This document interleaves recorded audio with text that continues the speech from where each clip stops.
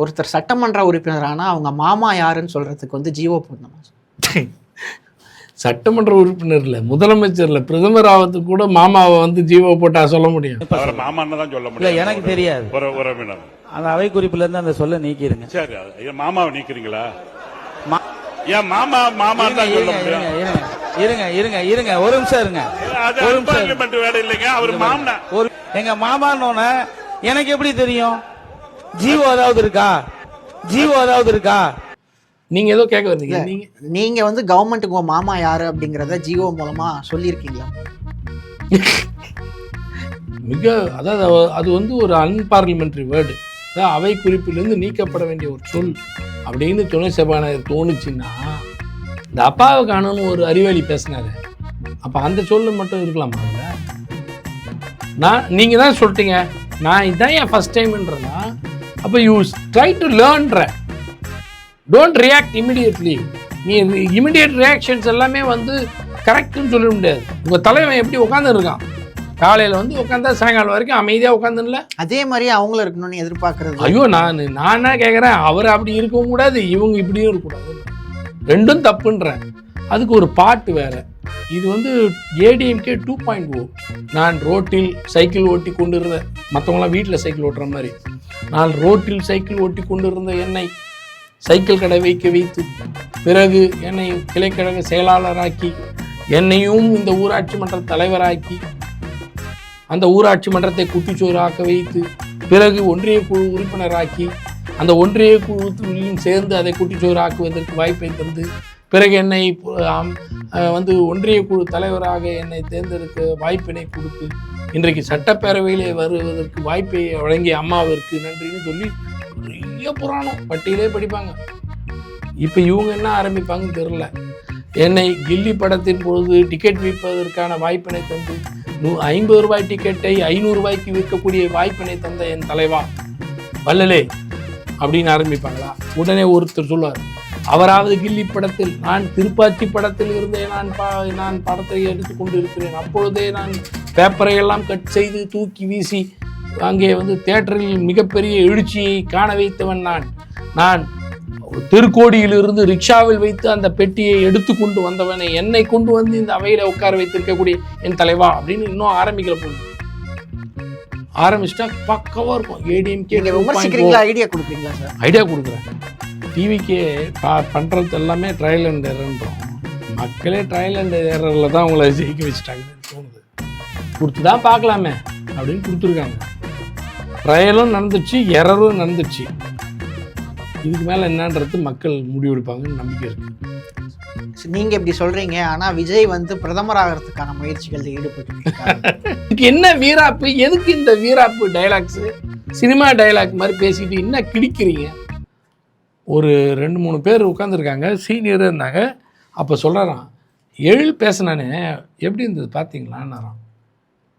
2 வார்த்தை சொல்லிட்டு அவன் பாட்டுன்னு சப்ஜெக்டுக்குள்ளே போனான். ஏன் அதில் அதை மாதிரி கடைப்பிடிக்கூடாதுன்னு என் பேரை சொன்னாருன்னு அந்த திட்டு வாங்கின எம்எல்ஏவும் சொன்னார்.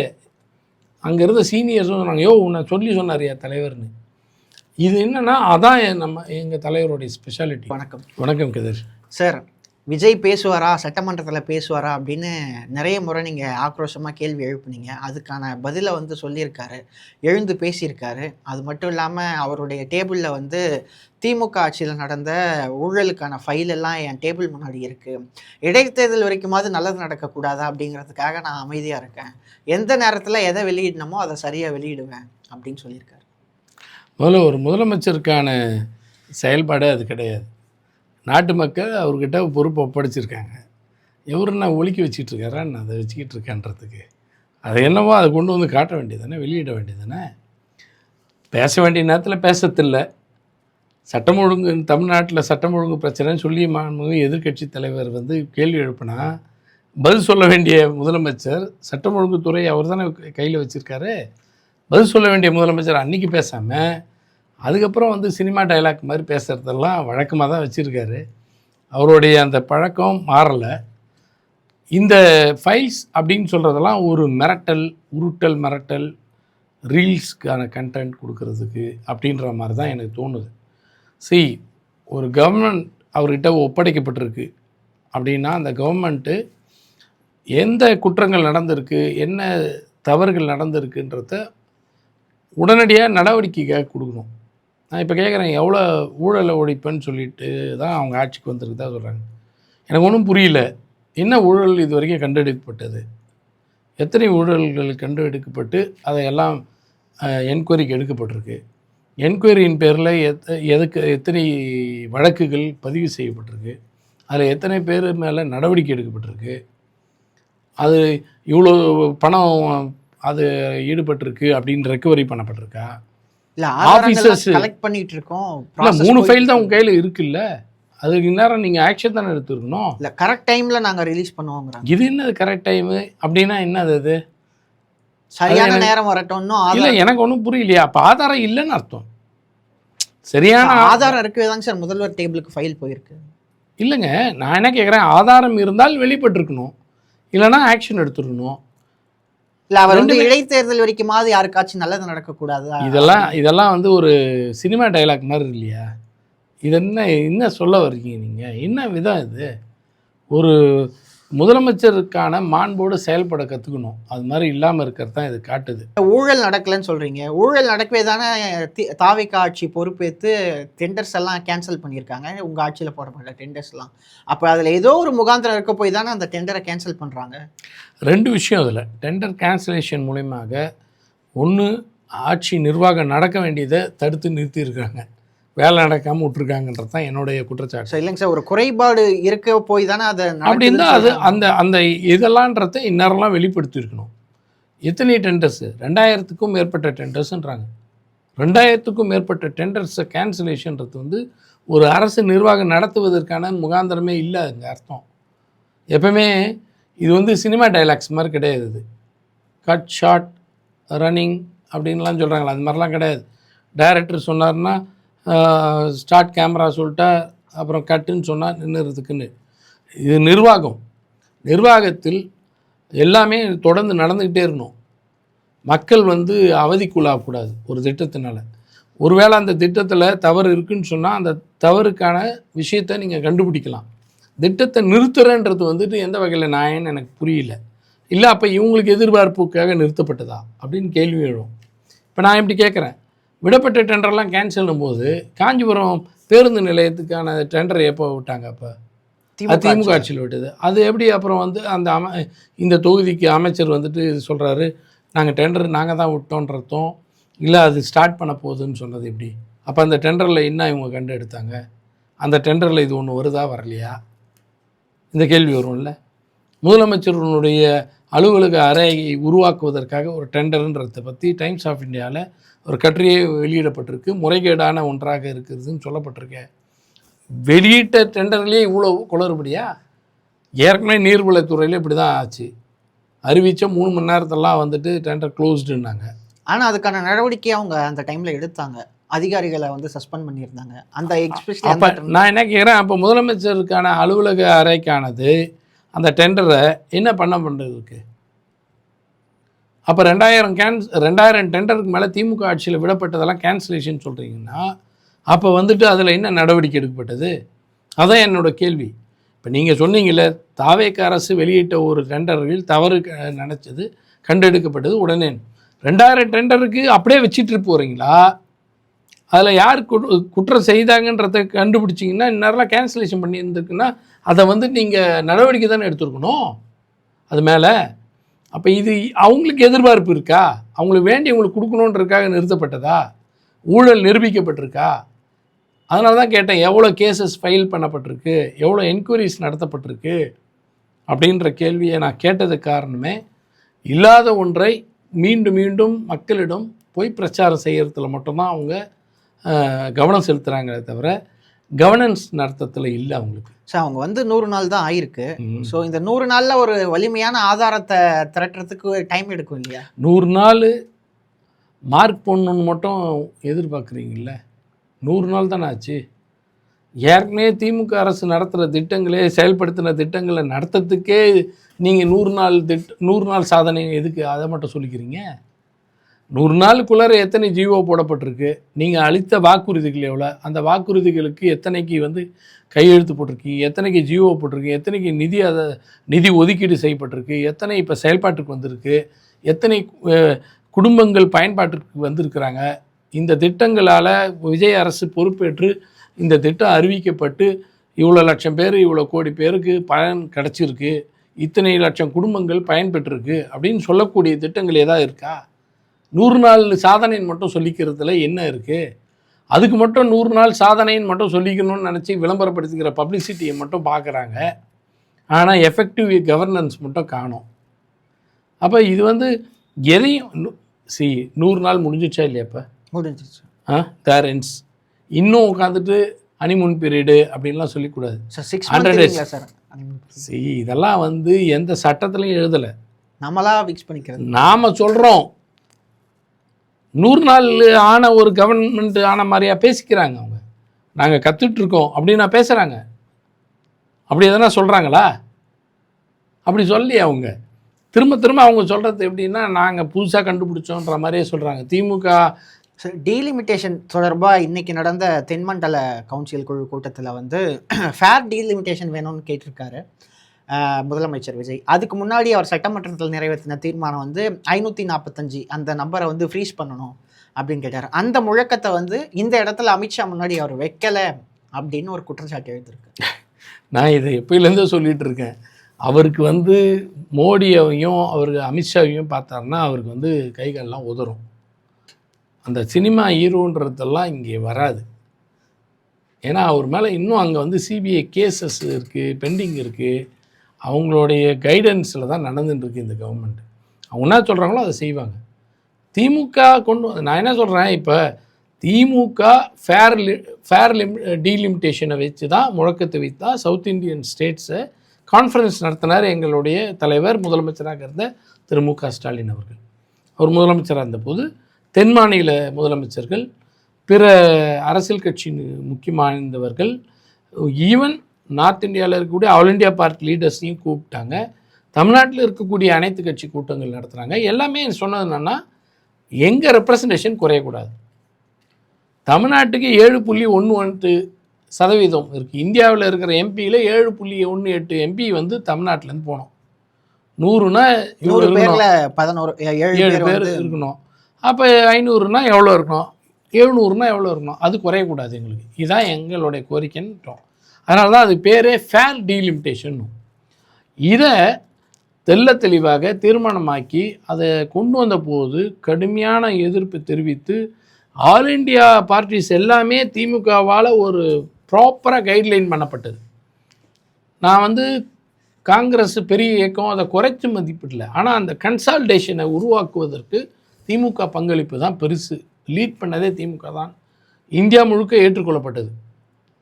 ஏன்னா பொதுவாக வந்து வடக்கு அதிகமாகவும் தெற்குக்கு குறைவாகிறதுன்றது தான் குற்றச்சாட்டே நம்ம வைக்கிறோம்.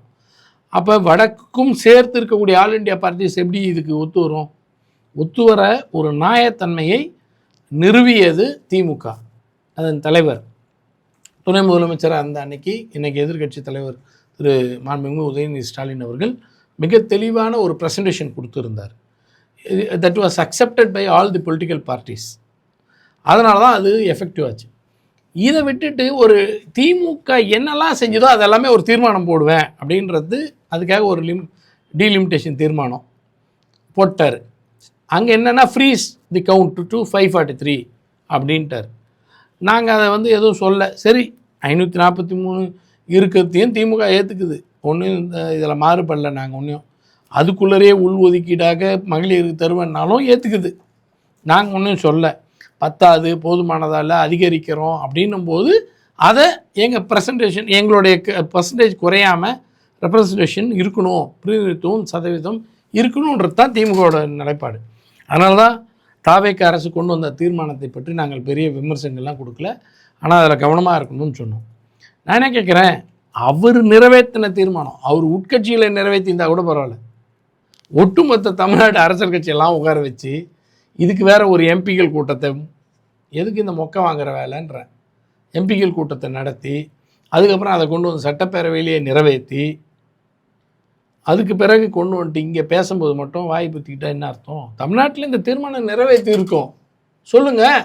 எங்கே போச்சு உங்கள் சினிமா டைலாக்கு? வீராதி வீரன், சூராதி சூரன், புலி வருது புலி வருது, இது நடக்குது அது நடக்குதுன்னு எல்லாம் சொல்லியும் தர. இப்போ யாரை பார்த்து யார் நடுங்கிறாரு? அப்போ இந்த தன்னை வேண்டான்றேன்.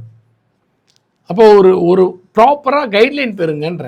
அரசியல் புரிதலுக்கு வாங்க, அரசியல் அறிதலுக்கு வாங்க, மூத்தவர்களோடு அனுபவம் வாய்ந்தவர்களோடு கலந்துரையாடல் வைங்க, பேசுங்கன்றோம். இது எதுவுமே அங்கே இல்லை. ஒன்று அமித்ஷா சொல்கிறதெல்லாம் கேட்குறவராக தான் இருக்கிறாருன்றது இது மூலமாக நிறுவுது. இல்லை சார், அப்படி பார்த்தா அமித்ஷா வந்து தமிழ்தாய் வாழ்த்த 3ஆவதா பாடணும் அப்படின்னு சொல்லி அவர் ஒரு சுற்றறிக்கையை வந்து ரிலீஸ் பண்ணார். வண்டே மாதரா பாடல் தான் அப்படின்னு சட்டமே வந்து நாடாளுமன்றத்தில் எடுத்தாங்க. அப்போ கூட மாநில பாடலுக்கு முன்னாடின்னு சொல்லி அவங்க மாநில பாடல் இருந்தால் மாநில பாடல் பாடலாம் தானே சொல்லியிருக்கு. ஆனால் அதுக்கு மாறாக நாங்கள் தமிழ்தாய் வாழ்த்துக்காக அவர் தீர்மானம் போட்டிருக்காருல்ல. நான் அதை தான் கேட்குறேன். அந்த தீர்மானம் என்ன எஃபெக்டிவ் வந்ததுன்னு அது சொல்லுங்கன்றேன். நீங்கள் தீர்மானம் போட்ட பிறகு அங்கே நிராகரிக்கப்பட்டிருக்கு. போட்ட பிறகு இப்போ முதல்ல மனோன்மணி சுந்தரனார் பல்கலைக்கழகத்தில் போச்சு. அப்பயே நம்ம எதிர்த்தோம், கடுமையாக எதிர்த்தோம். தமிழ்தாய் வாழ்த்தை வழங்கியவரே சுந்தரனார் தான். மனோன்மணியும் என்ற அந்த புதினத்தில், அந்த நாடகத்தில் ஏற்றப்பட்ட, அதற்காக ஏற்றப்பட்ட அந்த இலக்கிய பாடலில் கலைஞர் அவர்கள் தேர்வு செய்த வரிகள் தான் தமிழ்தாய் வாழ்த்து. அவர் பேரில் இருக்கிற பல்கலைக்கழகத்திலேயே தமிழ்தாய் வாழ்த்தை 3ஆவது இடத்துக்கு பாட வைக்கிற அளவுக்கு போயிடுச்சு. என்ன கொடுமைனா, அப்படி ஒரு சர்க்குலர் பில் பாஸ் ஆகி வரத்துக்கு முன்னாடியே கவர்னர் பண்ணுறாரு. ஆனால் எங்களுடைய தலைவர் திரு மு க ஸ்டாலின் அவர்கள் 2021 ஆட்சி பொறுப்புக்கு வந்த பிறகு இது தமிழ்நாடு அரசின் மாநில பாடல் என்ற அஃபிஷியல் சாங்குன்னு அறிவிக்கிறார். அதுக்கு என்ன எல்லாம் இருக்கணும்னா, அரசு நிகழ்வு மட்டுமல்ல, எந்தெந்த நிகழ்வோ அது எல்லாத்துலேயும் பாடணும்னு. அந்த நிகழ்வுகள் பாடுவது மட்டுமல்லாமல் அது எழுந்து நின்று பாட வேண்டும், அது வாய்ப்பாட்டாகவே பாட வேண்டும்னு சில நார்ம்ஸ் எல்லாம் வெளியிட்டு கைட்லைனோடு வெளியிடப்பட்டது. இப்போ இந்த தீர்மானம் என்ன, கல்வி நிறுவனங்கள்லாம் பாடப்பட வேண்டும், அரசு நிறுவனம்லாம் பாட வேண்டும் எல்லாம் சொல்லிட்டீங்க. இப்போ அது தீர்மானம் போட்ட பிறகு 3ஆவதாக பாடப்பட்டிருக்க. இப்போ வாட் இஸ் தி ரியாக்ஷன்? நான் கேட்க வரது, இந்த தீர்மானம் என்ன எஃபெக்ட் கொடுத்ததுன்னு தான் என் கேள்வி. தீர்மானத்தால் என்ன நடந்தது? இல்லை, அவங்க அந்த நிலைப்பாட்டில் உறுதியாக இருக்கும் அப்படிங்கிறத வெளிப்படுத்த அதான் தீர்மானம். ஆனால் அது நடைமுறைக்கு வரலன்ற டீலிமிட்டேஷனுக்காக தீர்மானம் போடுறோம்னா என் நிலைப்பாடு இது. எங்கள் அரசு சார்பாக ஒருமித்த கருத்தை உருவாக்கி நாங்கள் போட்ட தீர்மானம்னா அதையே நீங்கள் நிற்கணும். நான் மாற்றி பேசலாம், திமுக அதை எதிர்த்த பாமகவுக்கு அந்த உரிமை இருக்குது, கரெக்டுங்களா? அதை எதிர்த்து வாக்களித்த பாஜகவுடைய நிலைப்பாடு வேறவா இருக்கலாம். சட்டப்பேரவையில் நடந்தது சொல்கிறேன் நான். அந்த தீர்மானம் எதிர்த்து இருக்காங்க பாமக, பாஜக எதிர்த்து வெளிநடப்பே பண்ணுது. ஆனால் நீங்கள் கொண்டு வந்த தீர்மானத்தை நீங்கள் முன்மொழியிலேயே ஒரு தென்னிந்திய உள்ள மாநில முதலமைச்சர்கள் மாநாட்டில் உங்கள் சட்டப்பேரவையில் நிறைவேற்றப்பட்ட தீர்மானத்தை நீங்கள் மீண்டும் முன்மொழிவதற்கு உங்களுக்கு திராணி இல்லை, தைரியம் இல்லை, துணிவில்லை, உறுதி இல்லை, அரசியல் ஞானம் இல்லை, அரசியல் நிலைப்பாடு இல்லை அப்படின்றதான் விஜய் அவர்கள் நிறுவியிருக்கார். சார், நீங்கள் ஆனால் அவர் தொடர்ச்சியாக வந்து திமுகவுடைய விஷயங்களை தானே அவர் ஃபாலோ பண்ணுறாரு. நீங்கள் டீலிமிட்டேஷன் எடுத்தீங்க, அவங்களும் வந்து டீலிமிட்டேஷன் எடுத்தாங்க. அதே மாதிரி தமிழ்தாய் வாழ்த்து பாடலுக்கு அவர் கொண்டு வந்த தீர்மானத்தை நீங்கள் ஆதரிச்சே சட்டமன்றத்தில் வந்து பேசுனீங்க. நீட்டுக்காகவும் அதே மாதிரி ஒரு தீர்மானத்தை வந்து கொண்டு வந்தார். இந்த விஷயங்கள்லாம் வந்து ஒன்றோடு ஒன்று ஒத்து தானே போகுது. இதில் என்ன விமர்சிக்கிறோம்? அதாங்க, திமுக அரசு கொண்டு வந்த திட்டங்களை எல்லாம் எப்படி அவர் ஸ்டிக்கர் ஓட்டுறாரோ அது அவங்க வந்து ஒட்டிக்கிறாங்கனால நாங்கள் கவலைப்படலை.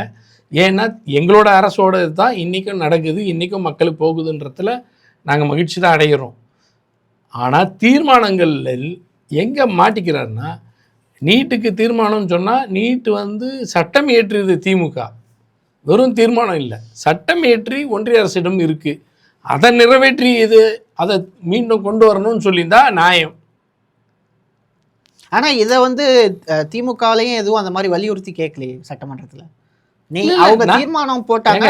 நாங்கள் என்ன சொல்கிறோன்னாங்க, நீட்டுக்கு தாவேக்காவோட நிலைப்பாட்டை அவர் சொல்கிறாரு. அவ்வளவுதான். நாங்கள் என்ன பண்ண போகிறோம், நாங்களும் எதிர்க்கிறோன்றதோட சொல்கிறோம். இப்போ உங்களுக்கு அரசியல் புரிதலே இல்லாத ஒரு வகையில் கன்கரண்ட் லிஸ்ட்லேருந்து ஸ்பெஷல் கன்கரண்ட் லிஸ்ட்டுன்னு ஒன்று உருவாக்குவோம், அதில் கொண்டு வந்து வைப்போன்னு சொல்கிறது பருத்தி மூட்டையே அங்கேயே இருந்துடலாம் குடோன்லன்ற மாதிரி இது அர்த்தம். முதல் விஷயம், கன்கரண்ட் லிஸ்ட்டுன்றதோட அதிகாரங்கள் என்ன? அப்போ ஸ்பெஷல் கன்கரண்ட் லிஸ்ட்டுக்குன்னு என்ன சேஞ்சு கொடுக்கும் அதுலேருந்து? சரி, அப்படியே நீ விரும்பினா ஸ்பெஷல் கன்கரண்ட் லிஸ்ட்னு ஒன்று உருவாக்கிட முடியுமா? சீன் போடுறோம், ஆனால் பாஜகவை எதிர்த்தோ பேசினதாவோ தீர்மானம் போட்டதாவோ இருக்கக்கூடாது. நீங்க இப்படி சொல்றீங்க, ஆனா விஜய் வந்து பிரதமர் ஆகிறதுக்கான முயற்சிகளில் ஈடுபட்டு இருக்காரு அப்படின்னு ஒரு பார்வை வந்து வைக்கப்படுது. செய்தியாளர்கள் இதை பத்தி காங்கிரஸ்காரங்க கிட்ட கேள்வியே எழுப்பிட்டாங்க. மாணிக்கம் தாக்கூர் அவர்கிட்ட இந்த மாதிரி கேள்வி எழுப்பியிருக்காங்க. ஆதவ் அர்ஜுனா தென்னாட்டுல இருந்து ஒரு பிரதமர் ஏன் வரக்கூடாது அப்படிங்கிற ஒரு கேள்வியை சட்டமன்றத்துல வெளிப்படையா வச்சாரு. மாணிக்கம் தாக்கூர் கிட்ட கேட்கும்போது விஜய் வந்து ராகுல் காந்தி பிரதமர் ஆகிறதுக்கு வந்து ஒத்துழைப்பு தருவார், சப்போர்ட் பண்ணுவாருங்கிற நம்பிக்கை எங்களுக்கு இருக்குன்னு அவர் சொல்றாரு. சிவகுமார், கர்நாடக முதலமைச்சர் சிவகுமார் கிட்ட விஜய் பிரதமர் ஆகிற அந்த கொஸ்டின் கேட்கும்போது அவர் வந்து நமக்குள்ள இன்னும் ஒற்றுமை இருக்கும்போது இப்போ இன்னும் காலங்கள் இருக்குது, நாம் இன்னும் இளமையாக தானே இருக்கோம் அப்படின்னு வந்து ஒரு பதிலை சொல்லியிருக்காரு. நீங்கள் பிஜேபியை வந்து எதிர்க்கலை அப்படின்னு சொல்கிறீங்க, அவர் டைரக்டாக பிஜேபியை வந்து எதிர்க்கிறதுக்கான வேலையாக தானே இந்த பார்வைகள் வந்து பார்க்கப்படுது. தமிழ்நாட்டில இருந்து ஒரு பிரதமர் வந்தா திமுக வரவேற்கலாம் இல்லையா? இல்ல, இந்த மாதிரி விஷயங்கள்லாம் வந்து முதல்ல கலைஞர்கிட்ட தான் கேட்கப்பட்டது. கலைஞர்கிட்ட கேட்க போது அதுக்கான சூழலே அமையிற மாதிரி இருந்தது. ஏன்னா அந்த ஆட்சி வந்து இந்த கூட்டணியோடு சேர்ந்து அமையிற ஒரு சூழல். அப்போ தேவகவுடா அவர்களை பிரதமராக உருவாக்கி கொண்டு வந்தது தமிழ்நாடு உள்ளிட்ட எல்லாரும் சேர்ந்து உருவாக்கிட்டோம். அந்த நேரத்தில் கலைஞரை பார்த்து கேட்டபோது என் உயரம் எனக்கு தெரியும்னார். நடிகர் விஜய் அவர்கள் வந்து முதலமைச்சராக பொறுப்பேற்றிருக்கார். முதல்ல இந்த சீட்டில் உட்காந்து இந்த சீட்டு வேலையை பார்க்கட்டும். முதல்ல தமிழ்நாட்டு மக்களுக்கு அவர் கொடுத்துருக்கிற வாக்குறுதிகளை நிறைவேற்றி அது தான் நல்ல நிர்வாகின்னு முதல்ல அதை நிறுவனத்துக்கு வேலையை பாருங்கள். அவ்வளோதான் நான் சொல்ல முடியும். யார் எதையும் ஆசைப்படக்கூடாது, ஆசையாக அதுக்குள்ளெல்லாம் நான் சொல்ல வரல. இவங்க என்ன போட்டு இதை பரப்பிட்டு இருக்காங்கன்னு தெரியுமா உங்களுக்கு? ரீல்ஸ் போட்டு பரப்புரை. ஒரு நிறுவி ஒரு மாநிலத்தை நான் சிறப்பாக செயல்பட்டுருக்கேன் அப்படின்ற எந்த ஆவணமும் இல்லாமல், எந்த செயல்பாடும் இல்லாமல், எந்த அச்சீவ்மெண்ட்ஸும் இல்லாமல் இவர் என்ன பாலிடிக்ஸ் பண்ணுறாங்கன்னா, எப்படி தமிழ்நாட்டில் எலெக்ஷனுக்கு முன்னாடி ஏதோ ஒரு ரீல்ஸ் போட்டே ஒரு அரசியல் பண்ணாங்களோ அது மாதிரி இப்போ டெல்லியில் அதுக்குன்னு அந்த ரூட்ஸ் மாஃபியா வச்சுக்கிட்டு பண்ணிகிட்ருக்காங்களாம். என்னடான்னா, தமிழ்நாட்டில் இவர் வந்ததுனால என்னென்னவோ நடக்குதுன்ற மாதிரி. அதில் ஒரு உதாரணம் சொன்னோன்னா, தமிழ்நாட்டில் இருக்கக்கூடிய தனியார் மருத்துவமனையில் அனுமதிக்கப்பட்டு யாராவது ஒருத்தவங்க இறந்துட்டா கூட அந்த இறந்துட்டவங்களுக்காக ஃபீஸே வாங்கக்கூடாது தனியார் மருத்துவமனை. இப்படி ஒரு ரீல்ஸ் வந்து அங்கே ஓடின்னு இருக்கு. அதே மாதிரி வந்து கோயில் உண்டியில் வர எல்லா காசும் வந்து கல்வி நிறுவனங்களுக்கும் மருத்துவமனைகளுக்கும் தான் நிதியாக வந்து பகிர்ந்தளிக்கப்படும் அப்படின்னு போயிட்டு இருக்கு. இதெல்லாம் வந்து உண்மையா? இல்லைங்க சார். இல்லாத ஒன்று இப்படி ஒரு கட்டம் வச்சு அந்த பக்கம் பாவம் அவங்களுக்கு இதெல்லாம் ஒரு செய்தியாக போட்டு அங்கே இருக்கவங்கள பேசும் பொருளாக ஆக்கி வச்சுருக்காங்க. சரி, நான் வந்து அவரோட ஆசையோ அவரோட தகுதி அது இருக்குமாயானால் மக்கள் அதை ஏற்றுக்கொள்கிறார்களா என்றால் எனக்கு அதை பற்றி தெரியாது. ஆனால் நீங்கள் என்ன செஞ்சீங்க அந்த பற்றின பேச்சுக்கு இதான் வேணும். அவர் என்ன நினைக்கிறாருன்னா, தமிழ்நாட்டு மக்களை ஏதோ எளிதாக ஏமாற்றிட்டோம், ரீல்ஸ் போட்டே ஏமாற்றிட்டோம், திமுக ஆட்சி செய்திருக்கக்கூடிய சாதனை எல்லாவற்றையும் குற்றம் சொல்கிற மாதிரி சொல்லிட்டு இப்போ திமுக ஆட்சியோட திட்டங்களை தான் செயல்படுத்திகிட்டு இருக்காரு. What's the difference he made? ஊழலை ஒழிச்சிருக்காரு. அதை தான் கேட்டேன், எந்த ஊழலை ஒழிச்சாருன்னு கேட்டேன். அரசு அலுவலகங்கள் எங்கே என்ன நடந்திருக்கு யார் சொல்லணும்? அதை மக்கள் சொல்லணும். ஊழல் இந்த இடத்துல அரசு அலுவலகத்தில் இதுக்கு கொடுத்தேன் இப்போ கொடுக்கல அப்படின்னு மக்கள் தான் சொல்லணும். வெளிப்படையே அவர் லஞ்சம் கொடுக்காதீங்கன்னு பேசியிருக்காருங்க. அதுக்கப்புறம் எத்தனை நடந்திருக்கு? நேத்திக்கு நடந்திருக்கு. வனத்துறை சரக அலுவலர் வந்து வாங்கினது இருக்குது. எத்தனை பேருக்கு இருக்குது? காஞ்சிபுரம் நீதிமன்றத்துக்கு தெரியுமா உங்களுக்கு? காஞ்சிபுரம் நீதிமன்றத்தில் அரசு வழக்கறிஞர்கள் நியமனம். இந்த நியமனத்திற்காக வந்து ஒரு செட் ஆஃப் ஒவ்வொரு கோர்ட்டுக்கு ஒரு ஆஃபீஸரை நியமிப்பாங்க. ஆஃபீஸர்னால் அட்வொகேட்லேருந்து ப்ராக்டிஸிங் அட்வொகேட்லேருந்து நியமிக்கணும். இப்போ டிஸ்ட்ரிக்ட் கோர்ட் இருக்குன்னா அதுக்கு வந்து பிபி, அதுக்கு ஜிபி, அடிஷ்னல் டிஸ்ட்ரிக்ட் கோர்ட்டுனா அது ஒரு பிபி, சப்கோர்ட்டுக்குன்னா ஒரு ஜிபி கன் பிபி அப்படின்னு நியமிக்கணும். இதெல்லாம் இந்த நியமனங்கள்லாம் செய்யப்பட்டு ஆக சொல்லி அது வந்து கலெக்டருக்கு மூலமாக தான் உத்தரவு வரும். வந்து அவங்களாம் ஜாயின் ஆகிட்டாங்க. ஜாயின் ஆன பிறகு 1 வீக்லேயோ 5 நாள் கழிச்சோ அவங்கெல்லாம் நீக்கப்பட்டு வேற ஒரு டீம் நியமிக்கப்படுறாங்க. கலெக்டர் அப்பாயின்மெண்ட் அதான் அரசின் சார்பில் கலெக்டர் சொல்லி கலெக்டர் அப்பாயின்ட் பண்ணது சொன்னாத பேரில் தான் நீதிமன்றம் தான் நீதிபதி தான் ஒத்துக்கணும். நீதிபதிகள் ஒப்புக்கொண்டு தான் அவங்கள உள்ளே விட்டுருக்காங்க. உள்ளே விட்டு ஒரு 4-5 நாள் கழித்து அது கிடையாது வேற ஒரு உத்தரவுன்னு சொல்லி வேற ஒரு அட்வொகேட்ஸை நியமிச்சிருக்காங்க. இது அட்வொகேட்ஸ்குள்ளே ஒரு கிளாஷ் ஆயிடுச்சு. இது எப்படி வந்து நியமிக்கப்பட்டது, அப்போ முதல்ல நியமிச்சு சரியா தப்பா, இதெல்லாம் பிரச்சனை வந்திருக்கு. அப்போ இதுக்கு பணம் பரிமாற்றங்கள் நடந்திருக்குன்ற ஒரு குற்றச்சாட்டுலாம் வந்திருக்கு. இது முதல்ல நியமிக்கப்பட்டு நீக்கப்பட்டாங்க பாருங்க. அவங்க ஹைகோர்ட்டில் கேஸை போட்டாங்க, ரிட் ஆஃப் மேண்டமஸ்ன்னு, இந்த மாதிரிலாம் எங்களை நியமிச்சதுன்னு. அதுக்கு அட்வொகேட் ஜெனரல் ஆஃபீஸ்லேருந்தே ஒப்புதலாக சொல்லியிருக்காங்க, ஆமாம் அவங்க நியமிக்கப்பட்டது உண்மை, அவங்கள எடுத்ததும் உண்மை, அதுக்கு பதிலாக வேற ஒருத்தவங்களை நியமித்ததும் உண்மைன்னு. அப்போ என்ன காரணம் அதான் கேட்குறேன். அவங்க அங்கே இங்கேன்னு இல்லை, அவங்க கட்சியை சார்ந்தவர்கள் சொல்கிறார்கள் பெரும் ஊழல் பெருகிறது, இதில் ஊழல் திளைக்கிறது இதில் அப்படின்னு வழக்கறிஞர்களே சொல்கிறாங்க. வழக்கறிஞர் நியமனன்றது ஒரு நிரந்தர நியமனமே கிடையாது. இது வந்து டெம்பரரி பேசிஸ்னு வாங்க, டென்யூர் பேசிஸ் அப்படின்னு வாங்க. ஆட்சி இருக்கிற காலங்கள் வரையும் தான் அந்த அவங்களுக்கு அதிகாரமே உண்டு. அதுக்கப்புறம் ஆட்டோமேட்டிக்காக அது முடிஞ்சிடும். அந்த டென்யூர் முடிஞ்சதுன்னா க்ளோஸ்ட். 1 மாதம் 2 மாதம் இருந்தால் கூட ரிசைன் பண்ணுவாங்க, இல்லை இருக்கு சொல்லுவாங்க, அடுத்த புது நியமனங்கள் வர வரைக்கும் இருங்கன்னு வாங்க. இதான் டென்யூர் பேஸ்டுன்னு வாங்க. அதுலேயே இவ்வளோ ஊழல்கள் அவங்க கட்சி சார்ந்தவங்களே குற்றச்சாட்டு வைக்கிறாங்க. இதில் என்ன ஊழலை ஒழிச்சிட்டேன்றீங்க? அதுதான் நான் கேட்குறேன். ஊழல் ஒழிக்கப்பட்டது என்று சொன்னால் எந்த வகையில் ஒழிக்கப்பட்டது? அதுக்கு அப்போ ஒழிக்கப்பட்டதுன்னு சொல்லக்கூடாது, அதுக்காக நாங்கள் முயற்சிக்கிறோம்னு சொல்லுங்கள். நீங்கள் அதை பற்றி நாங்கள் ஒன்றும் சொல்ல. இப்போ ஒரு வழக்குக்கு பேர் குற்றச்சாட்டு தானே தவிர நிரூபிக்கப்பட்டது இல்லை. ஊழல் நடந்ததுன்றது எப்போ சொல்ல முடியும்? தீர்ப்பு வந்த அப்புறம் தான் சொல்ல முடியும். அதுக்கு முன்னாடி நீங்கள் எப்படி முடிவு வருவீங்க? வழக்கு போட்டதுக்கே இந்த கதை, வழக்கே போடாததுக்கு இதெல்லாம் வந்து ஒரு பேச்சா? ஊழல் ஒழிக்கப்பட்டது அப்படின்னு. ஊழலை ஒழிப்பேன் சொல்லிங்க. அண்ணா ஆசிரியை சொல்லியிருந்தார், மோடி அரசு வந்தது, ஊழலெல்லாம் ஒழிஞ்சிச்சா இந்தியா ஃபுல்லாக? அந்த கதை தானே இதுவும். நீங்கள் அப்படியே ஒப்பிட்டு பார்த்துங்க. அங்கே டிமானிட்டேஷன் சொன்னாங்க, இங்கே டீலிமிட்டேஷனுக்குன்னு ஒரு இவர் சொல்கிறது. இதெல்லாமே பார்த்தீங்கன்னா இவங்க எல்லா விஷயத்தையுமே இப்படி தான் ஒரு சில கோடிஃபைடு வேர்ட்ஸ் இருக்குது மக்கள்கிட்ட, ஒரு அப்படியே ஈர்க்கக்கூடிய டயலாக்ஸ், அதெல்லாம் வச்சுக்கிட்டே ஒரு அரசியல் பண்ணுறது தானே. பெண்கள் பாதுகாப்பு அப்படி இருக்கா இன்றைக்கி நாட்டில்? எவ்வளோ பெரிய சட்டம் ஒழுங்கு சீர்கெட்டு போயிருக்குன்னு உங்களுக்கே தெரியும். பெண்கள் பாதுகாப்புன்றது சொல்லப்படுற அளவுக்கு இன்றைக்கி இருக்குது. குற்ற வழக்குகள் கிட்டத்தட்ட 358 என்னவோ வந்து பாலியல் வன்முறைகள் மட்டும் நடந்திருக்கு இந்த 3 மாதத்துக்குள்ளே. எவ்வளோ அளவுக்கு ஒஸ்ட்டாக நடந்திருக்குன்னு பாருங்கள். இந்த கவர்னன்ஸ் கட்டுப்படுத்துவதற்கு எந்த நடவடிக்கை எடுக்கப்படலைன்றது காட்டல. இது ஒரு முக்கியமான குற்றச்சாட்டாக வைக்கப்படுது. கோயம்புத்தூரில் கிட்டத்தட்ட ஒரு 7 நாட்களுக்குள்ளே வந்து ஒரு 6-7 கொலைகளுக்கு மேலே வந்து நடந்திருக்கு அப்படின்னு. நம்ம காஞ்சிபுரமில் வந்து ஓரிக்கையில் ஒரு வீட்டில் வந்து வீடு புகுந்து அவங்கள கட்டி போட்டு பணம் பறிக்கிறதுக்கு வந்து முயற்சிகள் நடந்தது அப்படின்னு. இது எப்படிங்க சார், இது லாண்ட் ஆர்டரை வந்து இது எப்படி மேனேஜ் பண்ணுறாங்க இந்த கவர்மெண்ட்டில்? அதாவது இவங்க சொல்லி வந்ததே இதை சொல்லி தான் வந்தாங்க. அவங்க ஆக்சுவலி ஆட்சி பொறுப்புக்கு வந்ததே வந்து தமிழகத்தில் வந்து பெண்களுக்கு பாதுகாப்பு இல்லை, பாலியல் வன்கொடுமை அதிகமாக நடக்குது, பெண்களுக்கு பாதுகாப்பு இல்லாத ஒரு மாநிலமாக வந்து தமிழ்நாடு ஆகுது அப்படிங்கிற குற்றச்சாட்டை வச்சு தான் அவங்க வந்து அவங்களுடைய பிரச்சாரத்திலே அதை முன்னிலைப்படுத்தினாங்க.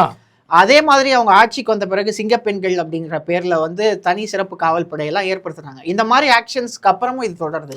சிங்கப்பெண்கள் படைன்றது வந்து முதல் விஷயம் புரிஞ்சுங்க, அது வந்து ஆல்ரெடி பிங்க் பேட்ரோல்னு சொல்லி திமுக ஆட்சியிலேயே கொண்டு வந்தது. நல்லா தெரியும் அது வந்து இட் இஸ் ஃபார் ஒரு மானிட்டரிங், அதை கவனப்படுத்தவும், ஒரு இமிடியேட்டான ஒரு பாதுகாப்பு தருவதற்காக என்பதை தெளிவாக திமுக ஆட்சி உணர்ந்து, ஒரு ஆட்சி நிர்வாகத்தை பற்றி தெரிந்த ஒரு முதலமைச்சர், ஒரு இயக்கம் நீண்ட காலமாக ஆட்சி பொறுப்புகளில் இருந்திருக்கக்கூடிய கட்சி என்பதனால் அதை புரிந்து விளம்பரத்தில் இவ்வளோ தான். அது எதுக்கான விளம்பரம்னா, நீங்கள் எப்போ வேணாலும் இந்த நம்பருக்கு கால் பண்ணலாம். 1098ன்னு ஒன்று இருக்குது. அது எதுக்கு டோல் ஃப்ரீ கால் நம்பர்னால் சைல்டு ஹெல்ப் லைனு அப்படின்னு சொல்கிற மாதிரி. 108னா எதுக்குன்னு தெரியும், ஒரு எமர்ஜென்சி ஃபார் மெடிக்கல் எமர்ஜென்சிக்கான ஆம்புலன்ஸை கூப்பிட்றதுன்னு. 100ன்னா இமிடியேட்டாக ஃபார் போலீஸை கூப்பிட்றதுக்குன்னு. இது மாதிரி ஒரு விஷயத்தை விளம்பரப்படுத்துறது அந்த மாதிரி தான் பண்ணணும். சிங்கப்படை இப்போ பிங்க் பேட்ரோல் உருவாக்கினா அவ்வளோதான், நாட்டில் குற்றமே நடக்காதுன்னு சொல்லிட்டு எல்லாம் முடியாது. ஏன்னா அதுக்கு தனிப்பட்ட அதிகாரமே இல்லை. 358 பாலியல் குற்றங்கள், 200 கிட்டத்தட்ட வந்துட்டு உங்களுக்கு கொலைகள் இந்த 3 மாதத்தில். அதே மாதிரி வந்து 100க்கும் மேற்பட்ட போக்சோ வழக்குகள். அதே மாதிரி வந்துட்டு 15 ஆனர் கில்லிங்ஸ், ஆணவ கொலைகள்ன்றது மட்டும் 15. Custodial death 6. என்ன குடும்பம் இது? சார் இதுல வந்து கஸ்டோடியல் டெத்துக்கு என்ன சொன்னாரு இந்த இஷ்யூ ஒரு நடந்ததுக்கு? அது வந்து முதலமைச்சரே பொறுப்பேற்றுக்கிற அக்கௌண்டபிலிட்டி, டேக்கிங் ரெஸ்பான்சிபிலிட்டின்னு வாங்க. அதாங்க ஒரு தலைமைக்கு ஆனால் அடையாளம்.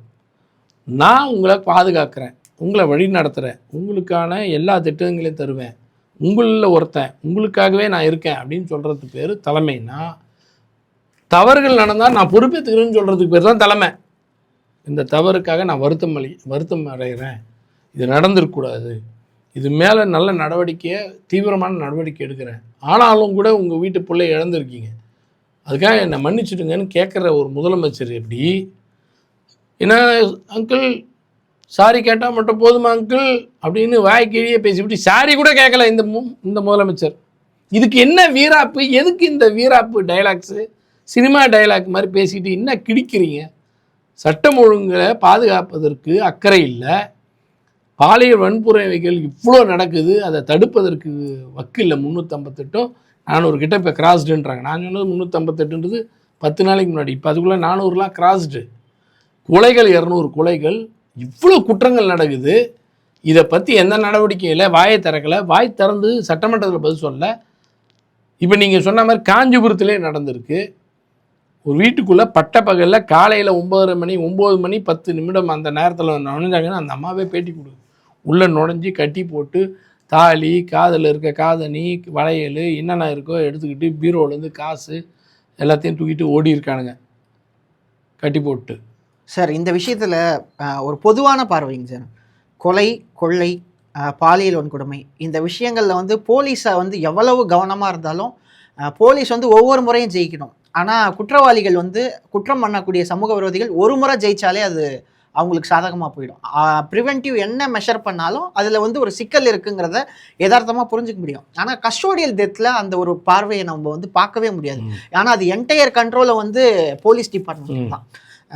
அதிமுக ஆட்சியாகட்டும், திமுக ஆட்சியாகட்டும், இப்போ வரக்கூடிய தாவேக ஆட்சியாகட்டும், என்டையராக வந்து இது ஏதோ ஒரு விதத்தில் வந்து கண்டினியூ ஆகிட்டு தான் இருக்குது. கவர்மெண்ட் வந்து விமர்சனம் வந்து கவர்மெண்ட் ரெஸ்பான்சிபிளாக இருக்கா இல்லையா அப்படிங்கிறத தாண்டி காவல்துறையில் ஏதோ ஒரு சிக்கல் இருக்கவே தானே வந்து இந்த மாதிரியான இஷ்யூஸ் நடக்குது. அதை யாரும் வந்து அட்ரஸ் பண்ணல அப்படிங்கிற ஒரு பார்வை வந்து மனித உரிமை ஆர்வலர்களால் வந்து வைக்கப்படுது. இது அரசாங்கங்கள் மேலே குற்றச்சாட்டு அப்படிங்கிறத விட என்டையராக வந்து நடந்தால் கவர்மெண்ட் பொறுப்பேற்றுக்குதா இல்லையாங்கிறது இன்னொரு விவாதம். ஏதோ ஒரு சிக்கல் இருக்கவே திரும்ப திரும்ப இது நடக்குது. இந்த விஷயத்தை வந்து இது வரைக்கும் எந்த கவர்மெண்ட்டை வந்து அட்ரஸ் பண்ணலை அதை தீர்க்கறதுக்கு அப்படின்றீங்க. நீங்கள் ஒரு வழக்கறிஞர், இந்த பார்வையிலேருந்து இதுக்கான மாற்று இல்லை வேற ஏதாச்சும் விஷயங்கள் வந்து இதில் தீர்க்கப்பட வேண்டியதுன்னு இருக்குது? ரொம்ப கன்சர்னான ஒரு இஷ்யூ இது. வந்து ஜெயில் பிரிசன்ஸ்ன்றதெல்லாம் நிறைய மாற்றங்கள் ஏற்படுத்தப்பட்டு இருந்தாலும் இது வந்து போலீஸ்க்கு கிட்ட இருக்கும்போது ஏற்படுற விஷயங்களில் அவங்களோட சைக்காலஜிக்கல் எஃபெக்டும் இதில் இருக்குது. அவங்களுக்கு ஏற்படுற மென்டல் ப்ரெஷர், ஒர்க் ப்ரெஷர் இதெல்லாமும் அவங்க ரிஃப்ளெக்ட் ஆகுதுன்றத நிறைய வழக்குகளில் பேசப்பட்டிருக்க ஒன்று. சொல்லப்போனால் காவல்துறைக்கான கமிஷன்ஸ் இது வரைக்கும் அமைச்சது எல்லாமே திமுக ஆட்சியில் தான். கலைஞரோட ஆட்சியில் 2 முறை அது மாதிரி அமைச்சு நிறைய ரிஃபார்ம்ஸ். அதில் வந்து லீவ்ஸ் வந்து கம்பல்சரி வீக்கெண்ட் லீவ் கொடுக்குறதோ இல்லை வீக்லி ஒன்ஸ் ஏதோ ஒரு நாளில் கொடுக்கணுன்றத கம்பல்சரி ஆக்கின இது கடந்த திராவிட மாடல் ஆட்சியில் எங்களுடைய தலைவர் திரு முத்துவேல் கருணாநிதி ஸ்டாலின் அவர்கள் கொண்டு வந்த ரீஃபார்மில் ஒன்று. இதெல்லாம் மஸ்ட்ன்றது. அது இல்லாமல் வந்து அவங்களுக்கு நிறைய கிளாஸஸ் எடுக்கிறது, அவங்க சைக்காலஜிக்கல் கிளாஸஸ் எடுக்கிறது, அப்ரோச்சஸ்ன்னு நிறைய விஷயங்கள் இருக்குது. இதையும் கடந்து நமக்கு மேன் பவர் ஷார்ட்டேஜ்னு ஒன்று இருக்குது. அவங்களுக்கு ஒர்க் லோடில் வந்து சார் இது நிர்வாக சிக்கலுங்க சார். ஒர்க் லோடு அது உண்மையிலேயே வந்து அந்த இஷ்யூக்கு வந்து அட்ரஸ் பண்ண வேண்டியது தான். காவல்துறையுடைய ட்ரைனிங்லேயே கோளாறு இருக்குது அப்படிங்கிற ஒரு விமர்சனம் வந்து இருக்குது. பப்ளிக் ஒரு போலீஸோடைய ஆட்டிடியூட் எப்படி இருக்கணும்னா, பப்ளிக் வந்து பயமுறுத்துகிற மாதிரி இருக்கணும், பப்ளிக் வந்து போலீஸை பார்த்து பயப்படணும் அப்படிங்கிற ஒரு பார்வையில் தான் அது கட்டமைக்கப்பட்டு இருக்குங்கிற ஒரு விமர்சனத்தை வைக்கிறாங்க. குற்றவாளிகள் போலீஸை பார்த்து பயப்படலாம், எந்த குற்றமும் செய்யாத பொதுமக்கள் ஏன் போலீஸை பார்த்து பயப்படலாம்? அதாவது அந்த ஸ்ட்ரக்சரே அந்த மாதிரி டிசைன் பண்ணப்பட்டிருக்கு. அதாவது ஒரு காலனி ஆதிக்கத்தோட அதான் சொல்ல வந்தேன். ஆக்சுவலாக வந்து அந்த கான்செப்ட் நம்மக்கிட்ட வந்தது காரணமே காலோனியல் கவர்மெண்ட் இருந்ததுனால தான். அப்போ வந்துட்டு உங்களுக்கு ஆங்கிலேயர்கள் ஆட்சி காலத்தில் ஒட்டுமொத்த இந்தியர்களும் அடிமைகள், அவங்கள ட்ரீட் பண்ண வேண்டிய விதமே அப்படிதான்றதுனால போலீஸோடைய ஆக்டிவிட்டீஸ், போலீஸ்க்கான ட்ரைனிங்ஸ், இந்தியாவில் இருக்கக்கூடிய இந்தியர்களை வந்து அவன் ரெக்ரூட் பண்ணால் கூட அவன் அப்படி தான் இருப்பான். இந்தியர்களை போலீஸாக ரெக்ரூட் பண்ணியிருந்தாலும் அவங்களோட ட்ரீட்மெண்ட் அப்படி தான் இருக்கும். அதை மக்களும் அச்சுறுத்தல்லே இருக்கிற மாதிரி ஒரு பழக்கத்தில் ஏற்படுத்தப்பட்டது. ஆக்சுவலாக பார்த்திங்கன்னா போலீஸை பார்த்து அச்சப்படுவது என்பதை விட கட்டுப்படணுன்றதுக்காக உருவாக்கப்பட்டது தான். நீங்கள் நல்லா யோசிச்சு பாருங்கள், 1,00,000 பேர் இருக்கிற ஊரில் வந்துட்டு எவ்வளோ பேர் போலீஸ் இருப்பாங்க? அந்த ஒரு குறிப்பிட்ட 100-200 போலீஸ் வந்து 1,00,000 பேரை கட்டுப்படுத்திட முடியும் என்றால் அதற்கு எது சாத்தியமாகிறது? அந்த யூனிஃபார்ம், அந்த இன்ஸ்ட்ரக்ஷன்ஸ் அப்படின்றது தான். ஸோ பயப்படுறதை விட கட்டுப்பாடுக்கு வரணுன்றது மட்டும்தான் இங்கே போதிக்கப்பட்டிருக்கு. அந்த விஷயத்தில் 2 பக்கமும் நமக்கு மாறுதல் தேவைப்படுறது, ஒரு தெளிவு தேவைப்படுறது. ஒன்று வந்துட்டு காவல்துறையினர் பொதுமக்களிடம் அணுகுகிற நேரத்தில் நான் மிரட்டுறதுக்கு மட்டுமே உள்ள அதிகாரி அப்படின்ற ஒரு அதிகாரம் படைத்தவர் என்பதை விட பொதுமக்களிடம் ஒரு புரிதலோடு அணுகக்கூடியவர் என்ற ஒரு தோற்றத்தையும் அதை பழக்கத்தையும் அவர்களுக்கு போதிக்கப்பட வேண்டும். அவங்களுக்கு கிளாஸஸில் கொடுக்கணும், நியாயமான ஒன்று. லைக்வைஸ் பீப்புளில் பார்த்திங்கன்னா ஒரு பக்கம் நம்ம ஒரு எக்ஸ்ட்ரீமில் பார்த்திங்கன்னா காவலர் பார்த்தாலே பயந்து ஓடுறேன், அவன் மனுஷன். அவங்க நமக்கு என்ன அவர் ஒரு ஃப்ரெண்ட்லியாக பார்க்கவோ ஒரு சக மனிதனாக பார்க்குறத விட அவங்க ஒதுங்கியே ஓடுறது ஒரு தரப்பு. அவங்கள பார்த்தாலே மனுஷனாகவே மதிக்கத்தில்லை. எப்படின்னா ஒரு இவெல்லாம் வந்துட்டான் அப்படின்ற ஒரு தோரணையிலே பார்க்கறது.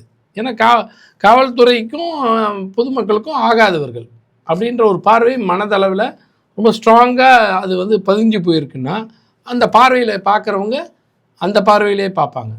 இன்னொரு தரப்பு இவங்களை எப்படியாவது தாக்கணுன்ற மனநிலையிலே பார்ப்பேன்னு இருப்பாங்க. ஸோ எல்லா வெவ்வேறு விதமான மிக்சடு வியூ வந்து பீப்புள்கிட்ட இருக்குது.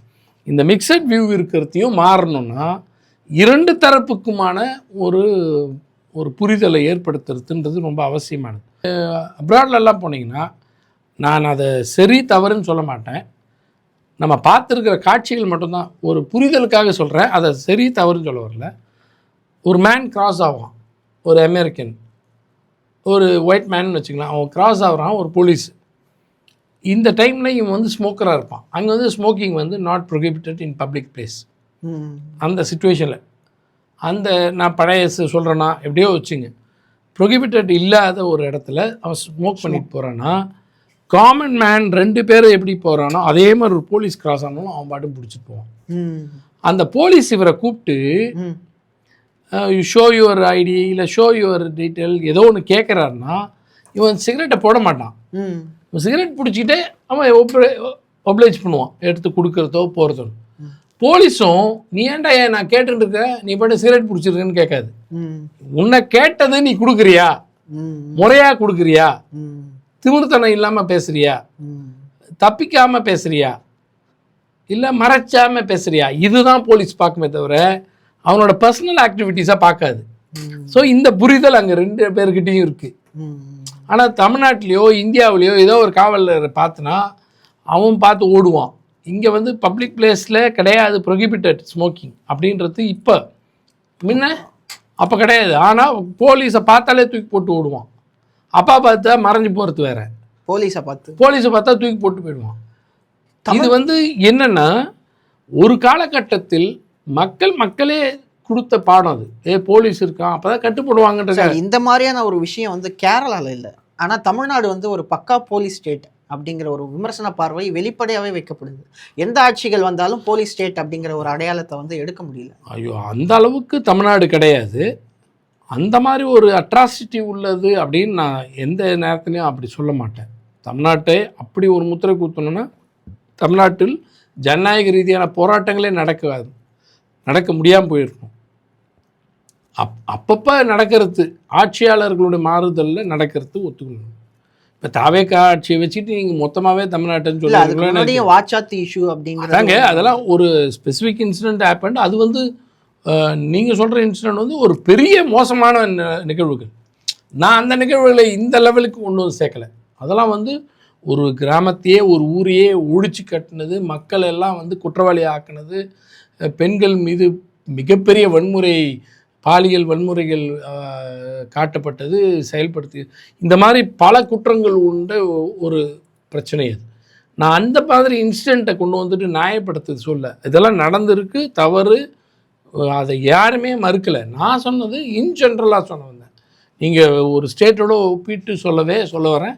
அவ்வளோ மோசமான நிலைமைக்கு தமிழ்நாட்டை சொல்ல வேண்டாம். அப்படி இருந்தால் நம்ம வந்து ஜனநாயக ரீதியான செயல்பாடுகள் இருந்திருக்க முடியாது. அப்பப்போ நடக்கிறது, அந்த ஆட்சியை பொறுத்து தான் இது நடக்கிறது. அந்த ஆட்சியாளர்கள் போராட்ட களங்களை எப்படி காண்றாங்க அப்படின்றது ஒரு பக்கம். அப்போ அந்த இடத்துல காவல்துறை எப்படி நடந்துக்குது ஒரு ஸ்டைல், விசாரணைகள் போது எப்படி நடந்துக்குது அப்படின்றது ஒரு கட்டங்கள். இந்த கஸ்டோடியல் டெத்துன்றதும் கஸ்டோடியல் டெத்தை பொறுத்தவரையில் பியூராக வந்து காவல்துறைக்குள் நடக்கிற நிகழ்வுகள் தான். அப்போ கண்டிப்பாக அங்கே ஒரு ரீஃபார்ம்ஸ் தேவைப்படுது, அங்கே ஒரு சீர்திருத்தம் தேவைப்படுகிறது. அவர்களுக்கான சீர்திருத்தத்தை செய்தே ஆக வேண்டும். அது இந்த ஆட்சி அந்த ஆட்சின்னு இல்லை, நீங்கள் சொன்ன மாதிரி எப்படியா தமிழ்நாட்டுக்குள் ஒரு பெரிய ரீஃபார்மை கொண்டு வந்தே ஆக வேண்டும் என்பது என்னுடைய கருத்தும். சட்டமன்றத்தில் வந்து கேள்வி நேரம் வந்து தவிர்க்கப்பட்டிருக்கு. இது மிகப்பெரிய தவறு. ஏன்னா சட்டமன்ற உறுப்பினர்களுக்கான அவங்க தேர்வு செய்யப்படுறதே மக்கள் என்னென்னா, என் குரலாக அங்கே போய் ஒலிக்க போகிறாரு, நம்ம ஊருக்கான திட்டத்தை ஒரு சட்டமன்றத்தில் கேட்க போகிறாரு, கேட்டு திட்டத்தை பெற்று வர போகிறார் அப்படின்றது தான் பொதுமக்கள் ஒருவரை சட்டமன்ற உறுப்பினர் தேர்ந்தெடுக்குது. கட்சிகளை கடந்து தனிநபர் செயல்பாடுகள் எல்லாத்தையும் கடந்து தான் ஒருத்தர் வெற்றி பெற வைக்குது. அப்போ அவங்களுக்கான ஆப்ஷன் அதான் முக்கியம். ஒன்று. ரெண்டாவது, விவாதங்கள் என்பது ஒரு குறிப்பிட்ட துறை மானியத்தில் ஒரு குறிப்பிட்ட சட்டமன்ற உறுப்பினர்களுக்கு மட்டும்தான் அந்த கட்சியின் மூலமாக கிடைக்கக்கூடும், எல்லாருக்கும் கிடையாது. ஏன் தொகுதி சம்மந்தப்பட்ட பிரச்சனையை நான் தான் கேட்க முடியும் அப்படின்னு இருக்குது. இன்னொரு தொகுதியோடது அந்த எம்எல்ஏ தான் கேட்க முடியும்னு இருக்குது. அப்படின்னா நீங்கள் தான் இன்னொரு தொகுதியோட இதை பற்றி கேட்க முடியும்னா நீங்கள் தான் கேட்க முடியும். அப்படின்னா அது ஏன் அப்படின்னா கேள்விகளுக்கான ஒரு தாளே இருக்குது, ஒரு அச்சிடப்பட்ட ஒன்று இருக்குது, பிரிண்டட் ஃபார்மேட். நாம் விரும்புகிற மாதிரிலாம் எழுதி போடுறதில்ல, அந்த ஃபார்மேட்டில் தான் அதை எழுதி நாங்கள் போடுவோம். ஒரு தொகுதிக்கு தேவைப்படுறது எல்லாத்தையும் துறை பெயரோட எந்த துறைக்கோ அந்த துறை பெயரை மேலே எழுதிட்டு கீழே ஒரு ஷார்ட் ஃபார்மில் போடுவோம். இந்த ஊருக்கு இது வேணும், இந்த திட்டம் கொண்டு வரப்படுமா அப்படின்றதெல்லாம் எழுதி போடுவோம். நிறைய எங்களை பார்க்கும் போதெல்லாம் மக்கள் கொடுக்குற மனுக்கள்லாம் இப்படி தான் கன்வெர்ட் பண்ணி தூக்கி உள்ளே வச்சு ஸ்பீக்கர் ஆஃபீஸில் கொடுத்துருவோம், அசம்பிளி ஆஃபீஸ். அது கொடுத்த பிறகு அதை பிரித்து அந்தந்த துறை அலுவலகங்களுக்கு அனுப்பி வைக்கப்படும். செக்ரட்டரி லெவலில் மினிஸ்டர்ஸ் பார்வைக்கும் போகும். அங்கே போன உடனே நடக்கக்கூடியது என்னென்னா, ஃபஸ்ட் விஷயம், காஞ்சிபுரத்துலேருந்து நாம் என்னெல்லாம் போட்டோன்னா, போட்ட அத்தனை கேள்விகளும் சட்டப்பேரவைக்குள் வந்துட போகிறதில்ல, நடைமுறையை பேசுகிறேன். ஆனால் அது எல்லாம் அந்தந்த துறை அலுவலகத்தில் ஆய்வுகள் எடுத்துக்கொள்ளப்படும். எதெல்லாம் பதில் அளிக்கலாம் என்னன்ற ஸ்டேட்டஸை அவங்க நோட்ஸ் போட்டு வைப்பாங்க. அப்போ அவங்க சொல்லுவாங்க, ஸ்பீக்கர் ஆஃபீஸ்லேருந்து கேட்பாங்க, அசம்பிளி செக்ஷன்லேருந்து எதெல்லாம் அந்தந்த துறை கேட்டு ஏதாவது நீங்கள் இப்போ பதிலுக்கு ரெடியாக இருக்கா கொடுங்கன்னு கேட்டாங்கன்னா அதை வாங்கி அசம்பிள் பண்ணி எத்தனை கேள்விகள் பிரிண்ட் பண்ணுவாங்க. ஒரு 10லேருந்து 12 கேள்விகள் ஒரு நாளைக்குன்னு ஃபிக்ஸ் பண்ணி அந்த சட்டமன்ற உறுப்பினர் பெயரை போட்டு இவர் இந்த கேள்வி கேட்டிருக்காருன்னு பிரிண்ட் பண்ணி போடுவாங்க. அந்த துறை அமைச்சர் பதில் அளிப்பாங்கன்னு. இது கேள்வியில் ஒரு எம்எல்ஏ ஒரு கேள்வி எழுப்பதுக்காக பிரிண்டட் ஃபார்மேட்டில் எடுத்துக்கொள்ளப்பட்டது. ஆனால் ஒன்றோட முடியாத கேள்வி நேரத்தில் துணை கேள்விகள் இருக்கும். துணை கேள்விகள் இருக்கும். துணை கேள்விகள் என்று சொல்வதை விட துணை கேள்வி என்பது எழுதி போட்ட எம்எல்ஏ அனுமதிக்கப்பட்ட சட்டமன்ற உறுப்பினர் பெயரில் அனுமதிக்கப்பட்ட கேட்கறது துணை கேள்வின்றது. அதை கடந்து கையை உயர்த்தி அந்த நேரத்தில் கேட்டு அதன் அடிப்படையில் ஒரு 10 எம்எல்ஏவுக்கும் கொடுப்பாங்க. 10-20 கூட போகும் துறையை பொறுத்து. அப்போ கேள்வி நேரம் நடக்கிறதுல என்கேஜ் ஆகுது பாருங்க, அதுதாங்க வந்து ஆக்டிவான ஒன்று. ஒரு அப்படியே உயிரோட்டமாக தெரியும். ஒவ்வொரு எம்எல்ஏவும் 4 ஆளுங்கட்சியாக இருப்பேன், எதிர்கட்சி சட்டமன்ற உறுப்பினர் அங்கே கேட்டுருப்பார். பார்ப்போம், நான் எதிர்கட்சியாக இருந்திருக்கேன், அப்போ ஆளுங்கட்சி உறுப்பினர்கள் கேட்பாங்க. ஒவ்வொருத்தரும் எப்படி இருப்பாங்கன்னா அப்படியே அந்த அந்த தொகுதிக்காக அவங்க அர்ப்பணிப்பாங்க, காட்ட முடியும். அங்கே 100% விமர்சனங்கள் இருக்காது. ஆமாம், கேள்வி நேரத்தில் குற்றச்சாட்டு கூட இருக்கக்கூடாது, இருக்காது. எனக்கு என் தொகுதியை பற்றின விஷயத்தில் மட்டுமே இருக்கும் ஃபோக்கஸ். ஆமாம், ஏடிஎம்கேக்காருக்கு அவர் தொகுதி சம்மந்தப்பட்டதில் கேட்குறதுலே இருப்பாங்கன்னா அப்போனா என்ன அர்த்தம் பாருங்கள். விவாதங்கள், குற்றச்சாட்டுகள், குறைகளை சுட்டி காட்டுதல், சிறப்புகளை பாராட்டுதல், இதெல்லாம் விவாத நேரங்களோடு விட்டுருங்க. கேள்வி நேரம் தான் உயிரோட்டத்தை காட்டும். சட்டப்பேரவை இங்கே எல்லா உறுப்பினரும் ஒரே அளவில் ட்ரீட்டடு. ஏன்னா ஸ்பீக்கர் எல்லா பக்கமும் கொடுப்பார், எல்லாரும் எழுந்து பேசுவாங்க, எல்லாருக்கான பதில்கள் கிடைக்கும். அப்போ ஒரு நம்பிக்கையை கொடுக்குற விஷயம் அங்கே தான். நான் இன்றைக்கி வந்தேன்ப்பா, என் தொகுதிக்காக ஒரு கேள்வி கேட்டேன்ப்பா, என் மக்களுக்காக நான் கொண்டு போய் சேர்க்க போகிறேன்டான்ற ஒரு திருப்தியை எனக்கு கொடுக்க போகிற விஷயம். என்னை பார்க்குற என் மக்களுக்கு ஒரு சந்தோஷம். இதை கட் பண்ணுறாங்கன்னா, இதை வந்து கொண்டு வரதுக்கு தயாராக இல்லைன்னா இந்த ஆட்சி இன்னும் திணறுகிறது, ஸ்ட்ரக் டவுன் ஆகுது. இது வந்து டாட்லிங் எஃபெக்ட்னுவாங்க. ஒரு தவழுகிற குழந்தையினுடைய எஃபெக்ட்னுவாங்க. தவழுகிற குழந்தைக்கு டாட்லிங் எஃபெக்ட்னுவாங்க. டாட்லர் அப்படின்னா குழந்தையே, டாட்லர்னா தவழ்ந்து போகிற குழந்தைய தான் சொல்லுவாங்க. அந்த நிலையில் தான் தாவேக அரசு இருக்கிறதா காணுங்கிறது. எதையும் எஃபெக்டிவாக எடுத்துக்கிட்டு, இதை பற்றின புரிதல் எடுத்துக்கிட்டு, கேள்விகள்லாம் எம்எல்ஏஸ் போட்டிருப்பாங்க, அதெல்லாம் எடுத்து வச்சுக்கிட்டு, ஏன்பா ஒரு நாளைக்கு ஒரு 2 கேள்வி கொடுங்க, ரொம்பலாம் வேண்டாம், ஆரம்ப நிலையிலே நிறைய பேருக்கு கொடுத்துறாதீங்க, ஒரு 5 பேர் கொடுங்க, கொஞ்சம் எக்ஸ்பீரியன்ஸ்டு ஆளுக்கு வேணா அந்த துறையில் வேணா ஒரு 2 எக்ஸ்ட்ராவாக கொடுங்க அப்படின்னு சொல்லி அனுபவம் இருக்க மினிஸ்டர் அதிக கேள்விகள் அந்த மாதிரி கொடுத்து போனால் அது வந்து ஒரு ரொம்ப ஹெல்த்தியாக இருக்கும், புதுசாக இருக்கும். எங்களை விடுங்க, தாவேக்காலேருந்து தேர்ந்தெடுக்கப்பட்டிருக்க சட்டமன்ற உறுப்பினர்கள் அவங்களுக்கு தொகுதி பிரச்சனை இருக்கும், அவங்கெல்லாம் பேச வேண்டாமா அதெல்லாம்? அப்போ என்ன அர்த்தத்தில் கொண்டு போகிறாங்கன்றது தான் இது. ஆட்சியாளர்கள் இன்னும் தயக்கத்தில் இருக்கிறாங்க, புரிதல் இல்லாமல் இருக்கிறாங்க, நிர்வாகத்தை அறிந்து கொண்ட மாதிரி தெரியல, ஏதோ ஒரு மாயையிலே ஓடின்னு இருக்க மாதிரி தான் இருக்குது. ஒருத்தர் சட்டமன்ற உறுப்பினர் ஆனால் அவங்க மாமா யாருன்னு சொல்கிறதுக்கு வந்து ஜீவோ போடணுமா? சட்டமன்ற உறுப்பினர் இல்லை, முதலமைச்சர் இல்லை, பிரதமர் ஆகிறதுக்கு கூட மாமாவை வந்து ஜீவோ போட்டால் சொல்ல முடியும்? இல்லை, இந்த மாதிரி ஒரு விஷயத்தை வந்து துணை சபாநாயகர் பேசியிருக்காரு.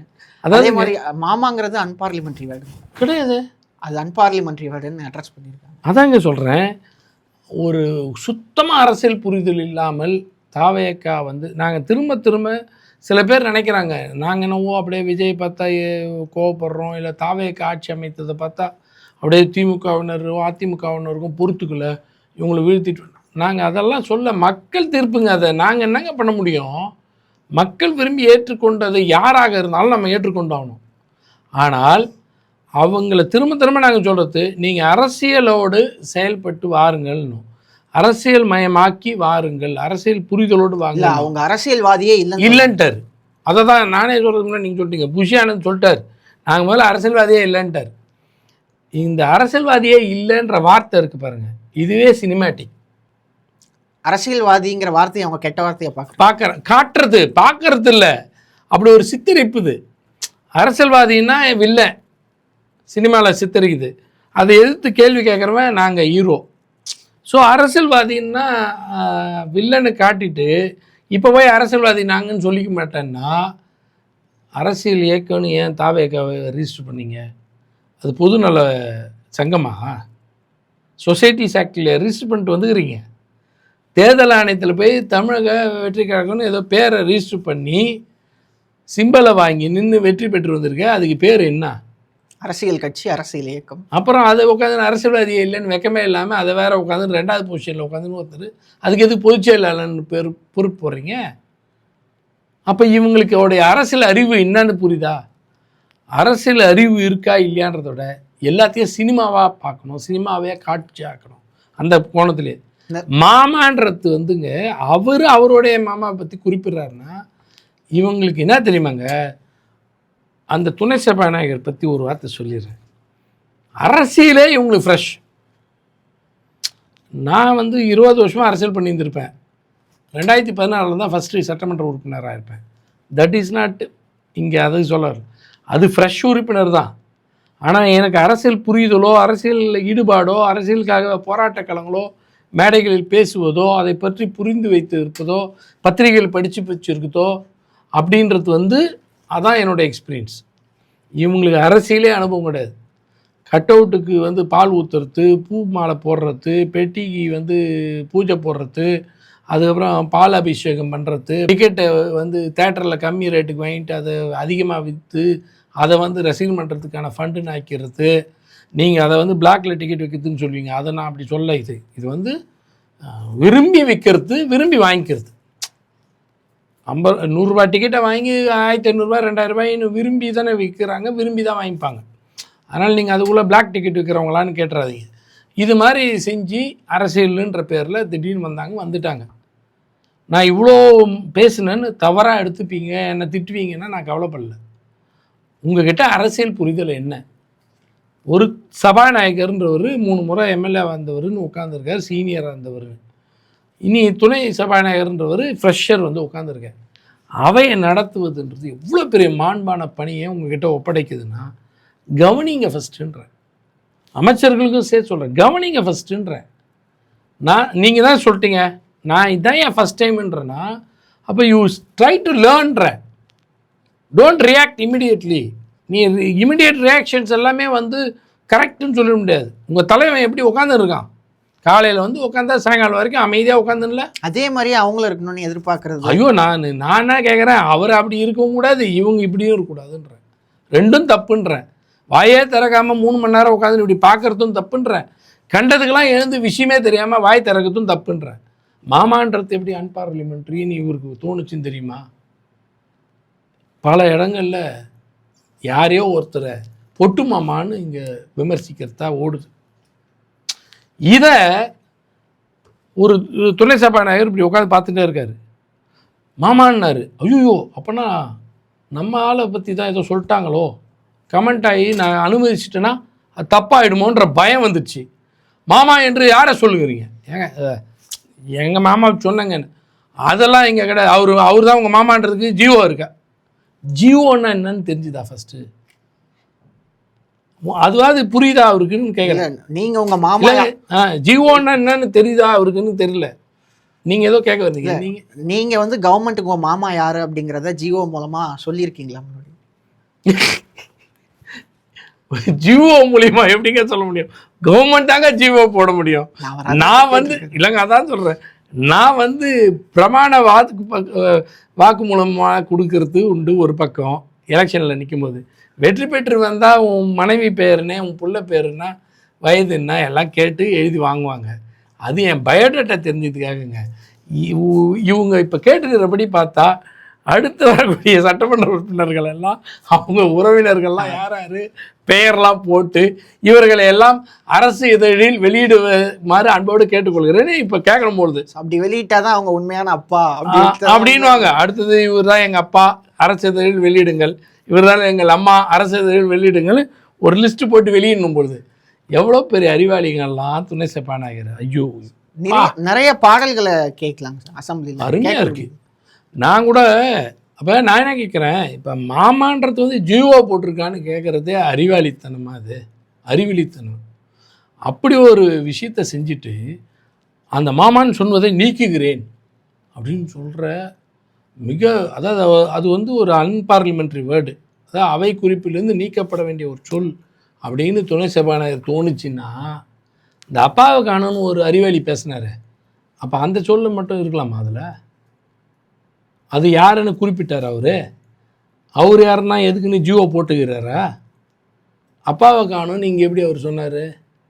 அப்போ அந்த சொல் மட்டும் சட்டப்பேரவை அவை குறிப்பில் இருக்கலாமா? கேள்வி கேட்க மாட்டோமா? என்ன லட்சணம் இதெல்லாம்? இவங்க நடத்துறது, அவையை நடத்துறதுக்கான மாண்போடவே நடத்த தெரியாமல் நடந்துக்கிறாங்க. மினிஸ்டர்ஸுங்க எதுக்கு என்ன பதில் கொடுக்குறாங்கன்னே தெரியாமல் எழுந்து பிதட்டுறாங்க. உட்காந்துக்கிட்டு ஐபெரியசாமி என்ன சொல்கிறாரு, கலைஞர் கனவு இல்ல திட்டம்ன்றது குடிசை இல்லா தமிழ்நாட்டை இலக்காக வச்சு கொண்டு வந்த திட்டம். 1970லேயே அவர் தான் கொண்டு வந்த குரூப் ஹவுஸ் திட்டத்தை ஆதிராவிடர் மக்களுக்காக. பாபு ஜெகஜீவன் ராம் அவர் பார்த்து அவர் தான் திறந்தார், கலைஞர் அடைச்சி திறக்க வச்சார். ஒன்றிய அமைச்சர் வந்து திறந்ததை பார்த்து, ஐயோ ஆதிராவிட மக்களின் பிரதிநிதியாக நான் இருக்கேன், ஆனால் எனக்கு தோணாத கலைஞராகிய நீங்கள் ஒரு மாநிலத்துக்குள்ளே இப்படி ஒரு திட்டத்தை செயல்படுத்திருக்கீங்க, நான் இந்தியா முழுக்க செயல்படுத்தி வைக்கிறேன்னு கொண்டு போய் சேர்க்க வச்சார். அதை பிரதமர்கிட்ட சொல்லி அதை திட்டமாக்குனாங்க. பிற்காலத்தில் அதுக்கு பேரே இந்திரா காந்தி ஆவாஸ் யோஜனான்னு கொண்டு வந்தாங்க, வீடு கட்டும் திட்டம்னு. பிரதமர் மோடி வந்த பிறகு அதெல்லாம் யார் பேரும் இருக்கக்கூடாதுன்னு பிரதமர் மந்திரி வீடு கட்டும் திட்டம், எந்த தலைவர் பேரும் இருக்கக்கூடாதுன்னு அவருக்கு இஷ்டப்பட்டு அவர் பெயர் மாத்திரத்துடைய லீடர் வந்து அவர் தான் முதல். அதுக்கப்புறம் தான் விஜய். முதல்ல இந்த பெயர் மாத்திர வேலையெல்லாம் கொண்டு வந்தவர் யாருன்னா ஐயா மோடியோட சிஷ்யன் இப்போ இங்கே விஜய் வந்து தமிழ்நாட்டில் இதெல்லாம் பண்ணிகிட்ருக்காரு. அவர் எப்படின்னா ஒருத்தர் பேரில் இருந்தது மாற்றினார், இவர் எப்படின்னா முதலமைச்சர் பேரை எடுத்துட்டு பேருக்கு போகிறார். ரிவர்ஸ். முதலமைச்சர் காலை உணவு திட்டம், இது காமன் வேர்டு, மாற்றி பெருந்தலைவர் காலை உணவு திட்டம். நல்லா இருக்குது இல்லை காம்பினேஷன்? ஓகே இருக்கட்டும். அந்த திட்டத்துக்கு தடை இல்லாமல் நிதி தாங்க. ஏன்னா நாங்கள் 2 லட்சம் முடிச்சு 3வது லட்சத்துக்கும் ஒர்க் ஆர்டர் கொடுத்துட்டோம். பிளிந்துனா தரைமட்டம், அதுக்கப்புறம் கொஞ்சம் லெவல் லிண்டல், அந்த ஜன்னல்லாம் வர இடம், டோர்லாம் வரும். லிண்டலுக்கு அப்புறம் ரூஃப். ஸ்டேஜ் பை ஸ்டேஜுக்கு பேமெண்ட் கொடுக்கணும். பெண்டிங் இருக்குது, கொடுக்கலன்னா ப்ராப்ளம். நீங்கள் அந்த திட்டத்துக்கு வேறு தொகையை உயர்த்திருக்கீங்க, ஆனால் உயர்த்திட்டு வீட்டோட எண்ணிக்கை குறைச்சிட்டிங்க. இதெல்லாம் பற்றி குறிப்பிடும்போது வேளாண்மை துறையில் ஒரு அறிவாளி, அவருக்கு அறிவு எப்படின்னா திருப்பதிக்கு போனால் தான் கிடைக்கும். அவருக்கு திருப்பதிக்கு போய் தான் வேளாண் பட்ஜெட்டை வச்சு பூஜை பண்ணிட்டு வந்தவர். அந்த அறிவாளியே வந்து பதில் சொல்லுது, நீங்கள் கட்டின வீட்டிலெல்லாம் தொங்குது தெரியுமா? ஏங்க அதெல்லாம் நாங்கள் கட்டுறதுக்கே கிடையாது, முதல்ல அதை தெரிஞ்சிங்கன்றோம். மண்டையில் ஒன்றும் காணும், காலியாகுது. வேளாண்மை துறையில் களிமண்ணுக்கு இருக்கிறதெல்லாம் அங்கே வச்சுக்கிச்சு பொழுது. இந்த திட்டத்துடைய செயல்பாடு எப்படின்னா, நிதி ஒதுக்கீட்டில் வந்து மெட்டீரியல் காம்பனண்ட், மேன் பவர் காம்பனண்ட்டுன்னு பிரிப்பாங்க. எப்படி வந்து என்ஆர்ஜிஎஸில் கொண்டு வந்தாங்களோ, ஊருக்கான திட்டங்களை செயல்படுத்தி கொள்வதற்கு மெட்டீரியல் தேவைன்னா அரசு கொடுக்கும், மேன் பவர் அந்த ஊரில் இருக்க மக்களே வந்து ஜாப் கார்டு போடப்பட்டவங்க வேலை செஞ்சு முடிக்கிறது தான் 100 நாள் வேலை திட்டம். ஊருக்கு தேவையான குளம் கிடைக்கும், வீடு கிடைக்கும், பில்டிங் கிடைக்கும். அப்போ வீடு கட்டிக்கிற திட்டத்தை அரசு செஞ்சு கொடுக்கல, அரசு நிதி மட்டும்தான் கொடுக்குது. இன்னும் வெளிப்படையாக பேசுகிறேன், 2.1 லட்சம் தான் பிரதம மந்திரி வீடு கட்டும் திட்டத்துக்கானதே. அதில் 72,000 தான் ஒன்றிய அரசு கொடுக்குது, மீதி மொத்தம் மாநில அரசு கொடுக்குது. பேர் மட்டும் பெத்த பேர் பிரதம மந்திரி. 2,10,000ல் 72,000 ரூபான்றது எப்படி 3ல் ஒரு பங்கு, கரெக்டுங்களா? ஆனால் அதுக்கு பெயர் மட்டும் பிரதம மந்திரி வீடு கட்டும் திட்டம் மாநில அரசு கொடுக்குது. அந்த 2,10,000ல் கட்ட முடியாதரா பாவிக்கன்னு கண்டுபிடிச்சி அறிக்கையை வாங்கி நம்மளுடைய தலைவர் திரு மு.க. ஸ்டாலின் முதலமைச்சராக இருந்தபோது தான் 3,50,000க்கான திட்டமாக அதுக்கு பெயர் கலைஞர் கனவு இல்ல திட்டம்னு. அப்பப்போ பெயர் மாற்றிக்கிறாங்க, இவங்க எடுத்துக்கினாங்கன்னு. இதுக்கான ஸ்கீமில் நிறைய சேஞ்சஸ் கொடுத்து அதை கொடுக்குறோம். அதுக்கு நாம்ஸே மாறுது. குடிசை வீடாக இருக்கணும், வெறும் வந்து ஏழை எளியோர்னு இல்லை. அந்த ஏழை எளியோர் அதுக்கு முன்னாடி வெறும் காலிமனை, இது வந்து குடிசை வீடு, குடிசையே எடுக்கிறோன்றதுக்காக. ஸோ ஸ்கீமில் நார்மல் கல்ச்சர் நிறைய மாறுது, பெயர் மாற்றத்தில். இது கலைஞர் வந்து 2010ல் திட்டமிட்டார், அது முடியல, அதனால தான் அவர் கனவு இல்லம்னு அவர் பேரில் கொடுத்தது. இந்த திட்டத்தை செயல்படுத்துங்கன்னு சொன்னால் நீங்கள் கட்டி கொடுத்த வீடெல்லாம் இடிஞ்சு விழுதுங்கன்றான் அறிவாளி. ஆக்சுவலாக நான் வீடு கட்டினாலும் நீங்கள் வீடு கட்டினாலும் சொந்த வீடை நாம் கட்டினா இடிஞ்சு விடுற மாதிரி கட்டுவோமா? கட்ட மாட்டோம். ஆனால் அதுக்கான லைஃப் டைமில் சிலதெல்லாம் உதிரும். ரிப்பேரிங் பண்ண வேண்டிய கடமை நம்ம தான் பண்ணிக்கணும், எல்லாரும் தான் பண்ணுவாங்க. அந்த மாதிரி ரிப்பேரிங்க்கும் நான் எதிர்கட்சி எம்எல்ஏ இருக்கும்போது 25,000 அது. அதுக்கப்புறம் அது 50,000. ஏன்னா 20 வருஷம் 15 வருஷம் முன்னாடி அதே மாதிரி ஸ்கீமில் கொடுத்துருப்பாங்க. வெவ்வேறு திட்டங்கள் இருக்குல்ல, நான் சொன்னேன் இல்லையா, அந்த திட்டங்களில் கட்டப்பட்ட வீடுகள் 15 வருஷம் கழிச்சுன்னா ஆகும், கண்டிப்பாக விரிசல் விடும், ஓரத்தில் மேலேருந்து கொஞ்சம் உதிரும். ஸோ அகைன் அதெல்லாம் தட்டி பூசி திரும்பியும் காங்கிரீட் போட வேண்டிய இடத்துல காங்கிரீட்டு, தேவையான இடத்துல பிளாஸ்டிங், இதெல்லாம் பண்ணுவாங்க ரிப்பேரிங். அதை கொண்டு வந்து இதோட ஒப்பிடுறாரு. இவர் நான் ஆய்வு பண்ணேன்னு திரும்பியும் பேசுகிறாரு பிடிவாதத்துக்குனா. அதை ஸ்பீக்கரும் அனுமதிக்கிறார். ஏன்னா ஸ்பீக்கருக்கும் தெரியல போகுது அவர் அனுபவம் வாய்ந்தவராக இருந்தோம் அவர் விடுறாரா, இல்லை இந்த அனுபவமே இல்லாத இப்போ இருக்கிற துணை சபாநாயகர் வேடிக்கை பார்க்குதான்னு தெரியல இந்த கூத்து. சட்டமன்றத்தில் நிறைய பாடல்களை கேட்க முடியுது. நான் தேட்டருக்கு போனால் தான் அது மாதிரிலாம் இருக்கும். சினிமா நான் பார்க்குற பழக்கம் அதிகம் எனக்கு. தேட்டருக்கு போனால் நல்லா சாங்ஸ் வரும்னு போவோம். இப்போ அசம்பிளிக்கு போனால் நிறைய சினிமாவே பார்க்கலாம். நீங்கள் பாட்டு மட்டும்தான் ரசிக்கிறீங்கன்னு நினைக்கிறீங்க. சினிமா டைலாக்ஸே நிறைய வருது. என்ன பஞ்ச் டைலாக்ஸ்லாம் அப்பப்போ வருமே. என்ன அவர் சொல்லுவார், மினிஸ்டர் சொல்லுவார், எல்லாம் லைனாக சொல்லுவாங்க அவங்க. அந்த மாதிரி பஞ்ச் டைலாக்ஸ் மட்டும் சொல்லின்னு இருந்தால் எப்படின்றதுனால நடுவில் ஒரு குதூகலப்படுத்துது பாடல்கள். என்னத்தை சொல்கிறது, பாட்டு பாடுறத நான் குறையாக நான் சொல்ல வரல. அது ஒரு புகழுக்கான புகழ் மாலைக்காக, புகழ் உரைக்காக மட்டுமே ஒரு அவையாக மாற்றிடாதீங்கன்றது தான் முக்கியம். எங்களுடைய தலைவர் அவர்கள் எதிர்க்கட்சி தலைவராக இருந்தபோது இந்த அறிவுரையை அப்பயே சொல்கிறார். திரும்பியும் பேசுனாங்கன்னு அவருடைய அறை இருக்குது, அங்கே கூப்பிட்டு வச்சுட்டு கண்டித்தார் சில எம்எல்ஏஸை. நான் பெருமையாக சொல்கிறேன்னு நினைக்காதீங்க. ஒரு 2-3 பேர் உட்காந்துருக்காங்க, சீனியராக இருந்தாங்க. அப்போ சொல்கிறாராம், பேசினானே எப்படி இருந்தது பார்த்தீங்களான்னாராம். 2 வார்த்தை சொல்லிட்டு அவன் பாட்டுன்னு சப்ஜெக்டுக்குள்ளே போனான். ஏன் அதில் அதை மாதிரி கடைப்பிடிக்கூடாதுன்னு என் பேரை சொன்னாருன்னு அந்த திட்டு வாங்கின எம்எல்ஏவும் சொன்னார். அங்கே இருந்த சீனியர்ஸும் சொன்னாங்க, உன்னை சொல்லி சொன்னார் என் தலைவர்னு. இது என்னென்னா அதான் எங்கள் தலைவருடைய ஸ்பெஷாலிட்டி. இந்த சும்மா நீ உட்காந்து மானே தேனே பொன்மானே அப்புறம் அதுவே இதுவேன்றதுக்கெல்லாம் அவர் மயங்கிறவரே கிடையாது. அதெல்லாம் சொல்லணுன்னாலே இது பண்ணுவார். சிஎம்மாக இருக்கும்போது எழுந்து கண்டிச்சிட்டார். என்ன எதிர்கட்சியில் சொன்னதில்லை, சிஎம்மாக இருக்கும்போது எழுந்து தயவு செய்து இது வந்து புகழுரைகளை வைக்காதீங்க, இதெல்லாம் தப்புன்னார். ஃபஸ்ட்டு குறைந்தபட்சம் கேள்வி நேரத்தில் இது இருக்கவே கூடாதுன்னு இருக்குது மரபு. புகழ்ச்சி இருக்கக்கூடாது, நன்றி இருக்கக்கூடாது, குற்றச்சாட்டுகள் இருக்கக்கூடாது, நேரடி கேள்வி தான் இருக்கணும். ஏன்னா ஒட்டுமொத்த தமிழ்நாட்டு மக்களுக்காக 234 பேர் இங்கே உட்காந்துருக்கோம். இதில் நேரத்தை வீணாக்காதீங்க. நான் எல்லாரையும் சொல்ல பார்க்குறேன், இல்லைனாலும் பரவாயில்ல ஆளுங்கட்சி உறுப்பினராவது கடைப்பிடிங்கன்னாரு. இது மாதிரி இருக்கிற நம்ம தலைவர் இருக்கும்போது இங்கே உட்காந்துன்னு பேசுகிறாங்க பாருங்க, ஐயோ அப்படி ஒரு புகழுரை.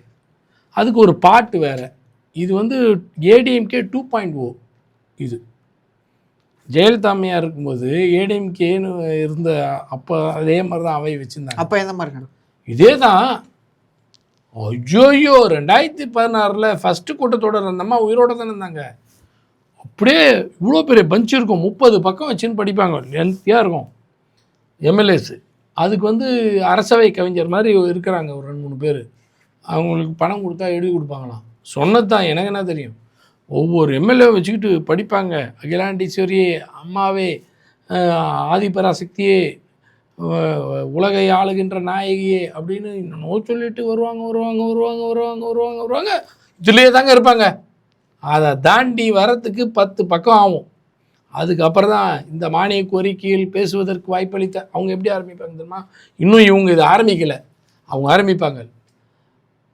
நான் ரோட்டில் சைக்கிள் ஓட்டி கொண்டு இருந்த, மற்றவங்களாம் வீட்டில் சைக்கிள் ஓட்டுற மாதிரி, நான் ரோட்டில் சைக்கிள் ஓட்டி கொண்டு இருந்த என்னை சைக்கிள் கடை வைத்து பிறகு என்னை கிளைக்கழக செயலாளராக்கி என்னையும் இந்த ஊராட்சி மன்ற தலைவராக்கி அந்த ஊராட்சி மன்றத்தை குட்டிச்சோறாக்க வைத்து பிறகு ஒன்றிய குழு உறுப்பினராக்கி அந்த ஒன்றிய குழுவிலும் சேர்ந்து அதை குட்டிச்சோறு ஆக்குவதற்கு வாய்ப்பை தந்து பிறகு என்னை வந்து ஒன்றிய குழு தலைவராக என்னை தேர்ந்தெடுக்க வாய்ப்பினை கொடுத்து இன்றைக்கு சட்டப்பேரவையிலே வருவதற்கு வாய்ப்பை வழங்கிய அம்மாவிற்கு நன்றின்னு சொல்லி பெரிய புராணம் பட்டியலே படிப்பாங்க. இப்போ இவங்க என்ன ஆரம்பிப்பாங்கன்னு தெரில. என்னை கில்லி படத்தின் பொழுது டிக்கெட் விற்பதற்கான வாய்ப்பினை தந்து 50 ரூபாய் டிக்கெட்டை 500 ரூபாய்க்கு விற்கக்கூடிய வாய்ப்பினை தந்த என் தலைவா வள்ளலே அப்படின்னு ஆரம்பிப்பாங்களா? உடனே ஒருத்தர் சொல்லுவார், அவராவது கில்லி படத்தில், நான் திருப்பாச்சி படத்தில் இருந்தே நான் படத்தை எடுத்துக்கொண்டு இருக்கிறேன், அப்பொழுதே நான் பேப்பரை எல்லாம் கட் செய்து தூக்கி வீசி அங்கே தேட்டரில் மிகப்பெரிய எழுச்சியை காண வைத்தவன் நான் திருக்கோடியிலிருந்து ரிக்ஷாவில் வைத்து அந்த பெட்டியை எடுத்து கொண்டு வந்தவனை என்னை கொண்டு வந்து இந்த அவையில் உட்கார வைத்திருக்கக்கூடிய என் தலைவா அப்படின்னு இன்னும் ஆரம்பிக்கல பொழுது. ஆரம்பிச்சிட்டா பக்கவாக இருக்கும். ஏடிஎம்கே விமர்சிக்கிறீங்களா, ஐடியா கொடுக்குறீங்களா சார்? ஐடியா கொடுக்குறேன், ஐடியா தான் கொடுக்குறேன். ஏன்னா இந்த காட்சியை பார்த்து தெரிஞ்சுக்கிட்டாங்கன்னா இன்னும் நல்லா இருக்கும்ல, எங்களுக்கு சுவையாக இருக்கும்ல உட்காந்துன்னு பார்க்குறதுக்குன்னு. வேறு என்ன பண்ணுறதுங்க? தமிழ்நாட்டினுடைய தலையெழுத்து இது. There is no improvements. DMK ஆட்சி செய்திருக்கக்கூடிய சாதனையே இந்தியா வரவேற்றது, இந்தியா வியந்து பாராட்டியது. 11.13% ஆஃப் தி எக்கனாமிக் க்ரோத்துன்னு காமிச்சது. ஜிடிபியை டபுள் டிஜிட்டில் கொண்டு வந்து நிறுத்துது. பெர் கேபிட்டா இன்கம்மை உயர்த்தி காட்டி ஒரு மாநிலமாக காமிச்சது. இன்வெஸ்ட்மெண்ட்ஸில் இந்தியாவில் நம்பர் 2ன்னு கொண்டு வந்து நிறுத்தினது. இனி நம்பர் 17, 17வது இடத்திற்கு இந்தியாவில் முதலீட்டாளர் ஈர்க்கக்கூடிய பட்டியலில் தமிழ்நாடு 2வது இடத்தில் இருந்தது. முத்துவேல் கருணாநிதி ஸ்டாலின் என்ற அந்த மனிதர் தலைமையில் திராவிட மாடல் ஆட்சியில் இன்னைக்கு 17வது இடத்துல இருக்குது. To you say it's a success story? இது வளர்ச்சியினுடைய கணக்கா? இல்லை. அதை நோக்கி போகுதுன்றதுக்கான அறிகுறியா? இல்லை. எல்லாமே ரீல்ஸ்க்காக மட்டுமே ஒரு ஆட்சி நடத்தத்தான் இருக்குது. அந்த ரீல்ஸை ப்ரொமோட் பண்ணுறதுக்காகவே மக்களை இளைஞர்களை மூளை செலவை பண்ணுறாங்களோன்னு எனக்கு பயமாக இருக்குது. எனக்கு அதெல்லாம் இல்லை. இவ்வளோ கஷ்டப்பட்டு இதை கொண்டு வந்திருக்க அந்த கட்டமைப்பை சரிஞ்சுதுன்னா இதை மீட்டெடுக்கிற காலம் மிகப்பெரிய கடினமான காலமாயிடும். நம்ம இப்போ என்ன சொல்லுவாங்க, ஒரு கம்ஃபர்ட் ஜோனில் இருக்கிறோம். இந்த கம்ஃபர்ட் ஜோனை இழந்தால் மீட்டெடுக்கிறது ரொம்ப கஷ்டம். இருக்கிறதுலேருந்து அடுத்த ஸ்டெப் போகிறது கொஞ்சம் எளிமை. நான் அதனால தான் சொன்னேன், நீங்கள் கொடுத்த பட்ஜெட்டில் திமுகவுடைய திட்டங்கள் தான் நிறைய இருக்குது அப்படின்றத நான் சந்தோஷமாக வரவே இருக்கிறேன். எங்கள் திட்டங்கள் எதுவும் கைவிடுற மாதிரி இல்லாத திட்டங்களாக இருக்குன்றதே சக்ஸஸ் தான். மக்களுக்கான திட்டங்கள். நீங்கள் கொடுத்த வாக்குறுதிகளில் எதையெல்லாம் நீங்கள் நிறைவேற்றினீங்க? எதுக்கெல்லாம் கையெழுத்து போட்டீங்க? எதெல்லாம் ஜீவோ ஆச்சு? அந்த திட்டம் செயலாக்க வந்துச்சா? இதான் எங்கள் கேள்வி. அதுக்கு பதிலே இல்லை. பாட்டு பாடுறாங்க. சரி, என்ன பண்ணுறது? ஸோ இடதுசாரிகள் மாணவர்களில் போராடக்கூடியவர்கள் யார் அப்படிங்கிற ஒரு பட்டியலை கவர்மெண்ட் ஒரு சுற்றறிக்கை வெளியிட்டு வட்டாட்சியர் மூலமாக திரட்டக்கூடிய ஒரு செய்தி வெளியாகி சர்ச்சையாச்சு. அதுக்கப்புறம் இந்த அரசு அந்த வட்டாட்சியரை மாற்றமும் செஞ்சுருக்காங்க. இது ஒரு புதிய செய்தியாக இருக்குது. இதுக்கு முன்னாடி இந்த மாதிரியான தகவல் திரட்டெல்லாம் நடந்திருக்கா, அதை பற்றின சுற்றறிக்கை வந்திருக்கான்னு தெரியல. இடதுசாரி கட்சிகள் ஏற்கனவே தாவேக்காவுடைய கூட்டணியில் இருக்காங்க. ஸோ அப்படி இருக்கும்போது இந்த மாதிரி ஒரு சம்பவம் நடந்திருக்கு. நான் முதலே சொன்ன மாதிரி தாவேக்கா அரசு பொறுப்பேற்றதுலேருந்தே ஒரு தடுமாற்றத்தில் தான் இருக்காங்க. அவங்க ஒரு ஒரிஜினல் திங்கிங்கோட தாட் ப்ராசஸிங்கோட கிடையாது. கிட்டத்தட்ட ஒன்றிய பாஜக அரசனுடைய ஊதுகுழலாகவே இருக்கிறது, அவங்க சொல்கிற சிஸ்டத்தை அடாப்ட் பண்ணுறதுன்னு வராங்க. ஏன்னா இவங்களுக்கு ஒரு ப்ராப்பர் பொலிட்டிக்கல் அண்டர்ஸ்டாண்டிங் கம்மி. ஆனால் கவர்மெண்ட்டை நடத்துறது யார் மூலியமான எக்ஸிக்யூட்டிவ்ஸ்ன்னு சொல்லக்கூடிய அதிகாரிகள் மூலமாக பியூரோக்ராட்ஸ் இன்றைக்கி ஒன்றிய பாஜக அரசனுடைய ஊதுகுழலாக முக்கியமான பொறுப்புகளில் இருக்கக்கூடியவங்க இருக்கிறாங்க. ஸோ அங்கே என்ன சொல்கிறாங்களோ அதை இங்கே செயல்படுத்துகிற ஒரு திட்டங்கள் தான் இங்கே நோக்கி போகுது. இவங்களுக்கு அரசியல் புரிதல் குறைவாகும், நிர்வாக குறைபாடு குறைவாகும், தி இன்எக்ஸ்பீரியன்ஸ் இன் கவர்னன்ஸ்ன்னு சொல்கிற ஒரு சூழலை அரசு உயரதிகாரிகள் பயன்படுத்துகிறார்களோன்ற எனக்கு சந்தேகம் வருது. ஏங்க, போராட்டங்களை தமிழ்நாட்டை பொறுத்தவரையில் எப்பொழுதுமே அனுமதிக்கிற ஒரு மாநிலம் அப்படின்ற அளவுக்கு ஜனநாயக ரீதியில் மாணவர்களை ஜனநாயக ரீதியில் எப்படி செயல்படணும்னு சொல்லி கொடுக்கறதே அரசியல் தான். இவங்க அரசியல்வாதியே இல்லைன்ட்டிங்களே. அரசியல் என்பது ஒரு குழந்தை பிறப்பதில் தொடங்கி அவர் இறக்குற வரைக்கும் இருக்கிறது பேர் தான் அரசியல். இந்த பாடத்தை சொல்லி கொடுக்காமையே அரசியல்லாம் கெட்ட வார்த்தை, அரசியல்வாதினா வில்லத்தனம். இது எங்கன்னா நடக்குமா? எங்கே நடக்கும் சொல்லுங்க பார்க்கலாம். ஜனநாயகம் வேண்டான்னு நினைக்கிற, டெமோக்ராட்டிக்கும் ரிப்பப்ளிக்கும் வேண்டான்னு நினைக்கிற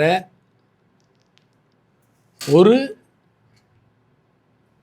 சர்வாதிகாரத்தை நோக்கி போகிற ஒரு அரசியல் தான் இப்படி ஒரு பாடத்தை எடுக்கும். இந்த பாடத்தை சமீபமாக பாஜக முன்னெடுத்துட்டு வருது, அதை தாவேக்கவும் முன்னெடுக்க பார்க்குது. மாணவர்களுக்கு அரசியல் புரிதல் கூடாது, மாணவர்கள் அரசியலில் ஈடுபடக்கூடாது, அரசியல் போராட்டங்களில் கலந்து கொள்ளக்கூடாதுன்றது ஜனநாயகத்தன்மையில் எப்படி இயங்க வேண்டும், ஜனநாயகம் என்றால் என்ன, அரசியல் என்றால் புரிதல் என்ன, அரசியல் கட்சிகளுக்காக போராடுவதை விட அரசியல் காரணங்களுக்காக, ஜனநாயக காரணங்களுக்காக, அரசியலமைப்பு சட்டத்தை பாதுகாப்பதற்காக, மாணவர்கள் தங்களுக்கு இருக்கக்கூடிய உரிமைகளை பறிக்கக்கூடாது என்பதற்காக, தங்களுக்கான தேவையான உரிமைகள் வேண்டும் என்பதற்காக என்று போராடுகிற உரிமையை தடுக்க நினைப்பது யாராக இருப்பார்கள் என்றால் அது முழுக்க முழுக்க ஜனநாயக விரோதிகள். அரசியல்வாதிகள் இல்லாமல் இருக்கலாம் தாவேகா, இந்த செயலால் ஜனநாயக விரோதிகள்ன்ற பெயரை வச்சுக்க சொல்லுங்கள். ஏன்னா இந்த போராட்ட களங்களுக்கு வரக்கூடியவங்க கம்யூனிஸ்ட்டுகள் அப்படின்னாங்க. ஏன் திமுக மாணவர் அணியும் இருக்குது, அவங்க குறிப்பிட்ட வார்த்தைகளில் அதை குறிப்பிட்டிருக்காங்க தவிர திமுக மாணவர் எல்லாரையும் கண்காணிக்க சொல்லியிருக்காங்க, எல்லாரோட பட்டியலையும் கேளுன்னு கேட்டிருக்காங்க. கூட்டணியில் இடம்பெற்றிருக்கக்கூடிய கம்யூனிஸ்டுகளை கொச்சைப்படுத்துகிற மாதிரி அவங்க கீழே இயங்கக்கூடிய அந்த கட்சிகளுடைய மாணவர் அமைப்புகளை பற்றி கண்காணித்தல் வேணும், அவங்க பட்டியல் வேணும்னு ஒரு சர்க்குலர் அனுப்புகிறாங்கன்னா இவ்வளோ மோசமான அணுகுமுறை. இந்த அணுகுமுறையை என்னன்னு சொல்லலான்னா சொல்லி அறிவித்தாங்க, அறிவிச்சிட்டு எதிர்ப்பு வந்தோன்னா வாபஸ் வாங்கிட்டாங்க. ஆழம் பார்க்குறாங்களோ? அதே தான், ட்ரையல் அண்ட் எரர். கவர்மெண்ட்டே ட்ரையல் அண்ட் எரர் தான் இது.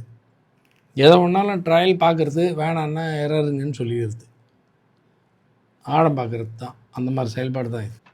டிவிக்கே பண்ணுறது எல்லாமே ட்ரையல் அண்ட் எரர்ன்றோம். மக்களே ட்ரையல் அண்ட் எரரில் தான் அவங்கள ஜெயிக்க வச்சுட்டாங்கன்னு தோணுது. கொடுத்து தான் பார்க்கலாமே அப்படின்னு கொடுத்துருக்காங்க. ட்ரையலும் நடந்துச்சு, எரரும் நடந்துச்சு. இதுக்கு மேலே என்னன்றது மக்கள் முடிவெடுப்பாங்கன்னு நம்பிக்கை இருக்குது. சார், இனிமேல் திமுகவால் ஆட்சிக்கே வர முடியாது, நாங்கள் தான் அப்படின்னு வந்து சட்டப்பேரவையில் புசியானந்த் சொல்லியிருக்காரு. அரசியல்வாதியே இல்லாதவருக்கு அரசியல் பற்றி என்ன பேச வேண்டியிருக்கு? அரசியல்வாதியே இல்லை, அவர் இப்போ சினிமா ஷூட்டிங் நடத்திட்டு இருக்காரு. ஹீரோ வந்து முதலமைச்சர், இவர் டைரக்டரு, இன்னும் இருக்கிறவங்கெல்லாம் assistant director, associate director, music director, stunt masters, cameraman, side actors மொத்தமாக சேர்ந்து ஒரு செட்டு இந்த பக்கம் உட்காந்துட்டுருக்கு. இந்த சினிமா கூட்டம் வந்துட்டு திமுகவை பார்த்து சொல்லுது. திமுக எப்போ உருவாக்கப்பட்டதுன்னா 1949, 1949 உருவாக்கும் போது அண்ணாவுடைய வயது 40, அவருடைய தம்பிமார்களுக்கு வயது 25 கூட ஆகலை, 22, 25, 26ன்னு. அப்படிப்பட்ட வயசில் ஒரு அரசியல்லாம் என்னடான்னு கற்றுக் கொடுத்து அண்ணா கொண்டு வந்தார் பார்ட்டி. நாங்கள் எலெக்ஷனுக்காகவே உருவான கட்சியே கிடையாது, நாங்கள் எலெக்ஷனுக்காகவே உருவான கட்சி கிடையாது, மக்களுக்காக உருவான கட்சி. மக்கள்கிட்ட சீர்திருத்தத்தை கட்டமைத்தவங்க. சமூக நீதினா என்ன, சமூக சீர்திருத்தம்னா என்ன, சமத்துவம்னா என்னன்னு பாடம் எடுத்தவங்க. பெண் உரிமைனா என்ன, கல்வி உரிமைனா என்ன, மொழி உரிமைனா என்னன்னு அவங்களுக்கு பாடம் நடத்தினவங்க. வி ஆர் யூனிவர்சிட்டி, நாங்கள் ஒரு பல்கலைக்கழகம் அப்படின்னு தான் அண்ணா நிறுவினது இது. பிறகு இந்த உரிமைகள் இதையெல்லாம் அடையணும்னா ஆட்சி பொறுப்புக்கு வரணுன்றதுக்காக தான் அரசியலுக்கு வந்தவங்க. அப்படி வந்த காலத்திலேருந்து இன்னை வரைக்கும் நின்றுட்டுருக்க ஒரே கட்சி திமுக தான். நாங்கள் சொல்கிறோம் 1957 எலெக்ஷனில் நிற்கிறோம். இந்தியாவில் பிஜேபி ஆஃப்டர் 80s வந்தது, அவங்கள விட்டுருங்க. அதுக்கு முன்னாடி வந்த எந்தாவது ஒரு கட்சிக்கு ஒரே சிம்பிள் இருந்திருக்கான்னு சொல்லுங்கள். இல்லை, கட்சி பேர் மாறல, கட்சியோட சிம்பிள் மாறல, கட்சியோட கொடி மாறல, அது கொள்கை மாறாமல் நிற்கிற ஒரே கட்சி இந்தியாவில் டிஎம்கே ஒன்லி. இந்த கட்சியை பார்த்துலாம் சேலஞ்ச் பண்ணுறதுக்கெல்லாம் சில்லற பசங்களுக்கெல்லாம் அனுபவம் பத்தாது. சும்மா சில்லறைங்கெல்லாம் வந்துவிட்டு திமுக பற்றி இந்த சேலஞ்ச் பண்ணுற வேலைலாம் வேண்டாம். மக்கள் ஒன்றையும் சாதாரணமாகணுங்க இல்லை, மக்கள்லாம் காலங்காலமாக பார்த்துட்ருக்காங்க. அரசியல் வரலாறு இந்த ஆளுக்கெல்லாம் தெரியுமா? இவங்களுக்கெல்லாம் அரசியல் வரலாறு தெரியுமா? 1991 ராஜீவ்காந்தி அசாசினேஷன் ஒன்று நடந்தது தமிழ்நாட்டில், இங்கே இருக்கிற ஸ்ரீபெரும்புத்தூரில் தான் நடந்துச்சு. அதனால் அந்த சென்டிமெண்ட்ஸ்னால் திமுக வாஷ் அவுட் பண்ணிச்சு ஒரே ஒரு எம்எல்ஏ. அந்த ஒன்றில் தொடங்கி வந்தவங்க நாங்கள் திரும்பியும் ஒன்றே ஒன்று ஆட்சியில் அதுக்கு முன்னாடி 3 முறை வந்துட்டுருக்குறோம். ஒரே ஒரு எம்எல்ஏ தாங்க கொடுக்குது, வாஷ் அவுட் பண்ணி காட்டுது. ஆனால் திரும்பி அப்படியே வந்து 96 வந்துட்டு ஆட்சியில் வந்து ஜம்முன்னு உட்காடுறோம். சாதாரணமாக இல்லை, full fledged government along with union கவர்மெண்ட்டும் ஃபார்ம் பண்ணுற மாதிரி ஒரு அலையன்ஸ் கவர்மெண்ட்டை அங்கே ஃபார்ம் பண்ணோம். அப்போ திமுகவை பற்றி பேசுவதற்கு அரசியல் அனுபவம் வேணும். முதல்ல அவன் சின்ன பசங்க இந்த சினிமாட்டிக்காக நடிச்சிட்டு பாலிடிக்ஸ் பண்ணலான்னு நினைக்கிறது, சில்லறத்தனமாக இந்த டயலாக்ஸ் எல்லாம் வந்துட்டு ரீல்ஸில் பேசுறதுக்காக இத்தோட அவ்வளோதான், இந்த மாதிரி விஷயங்கள்லாம் விட்டுட்டு அரசியலை மக்களுக்கு வேணுன்றது என்னன்னு பார்க்க சொல்லுங்கள். இந்தியாவில் 1965க்கு மேலே இருக்காதரான்ட்டான். 15 வருஷம் அவகாசம் கொடுக்குறேன், அதுக்கப்புறம் நீ ஹிந்தி கற்றுந்தா தான் இந்தியாவுக்குள்ளே இருக்கணும்னா. இனி என்ன வருஷம் 2026 ஆகுது, இப்போ வரைக்கும் அதை உறுதியெல்லாம் சொல்ல முடியாது. அப்படின்னா அதுக்கு திமுக தான் காரணம். இல்லைன்னா நீங்கள் 1965க்கு அப்புறம் நீங்கள் இந்தி இது தமிழக வெற்றி கழகம்னு இவங்க பேர் கூட வச்சுக்க முடியாது. இங்கே தமிழ்நாடுன்னே பேர் கிடையாது, அப்புறம் நான் தமிழக வெற்றி கழகம் வேறு இருக்குது. நீங்கள் தமிழில் பேசுறதுக்கே வாய்ப்பு இருந்திருக்காது. இவங்க வந்துட்டு நமக்கு பாடம் எடுக்கிறதும் அரசியல் பேசுறதுன்றதெல்லாம் விட்டுட்டு முதல்ல தமிழ்நாட்டு மக்களுக்கு என்ன செய்யலாம், தமிழ்நாட்டு விவசாயிகளுக்கு என்ன செய்யலாம், தமிழ்நாட்டு மாணவர்களுக்கு அயல்நாட்டில் போய் படிக்கிற மாணவர்களுக்கு எப்படி திட்டங்களை வகுத்து கொடுத்துருக்கோம் நாங்கள். அண்ணல் அம்பேத்கர் அயல்நாட்டு கல்வி திட்டம் உதவி திட்டம்னு அந்த திட்டத்தை ஒழுங்காக செயல்படுத்துங்கன்றோம். 316 பேருக்கு விசா நிற்குது. இப்போ யூகேக்கு செலக்ட் ஆகி 316 பேருக்கு இதுவரையும் வாய் திறந்து பேசலை. என்ன செய்யணும்னு அதுக்கு திட்டமிடலை. அதை பற்றிலாம் யோசிங்க. திமுக அடிக்கிறதெல்லாம் உங்கள் அப்பனாலே முடியாது, உங்களாலே முடியாது. மீண்டும் சந்திப்போம். நன்றி.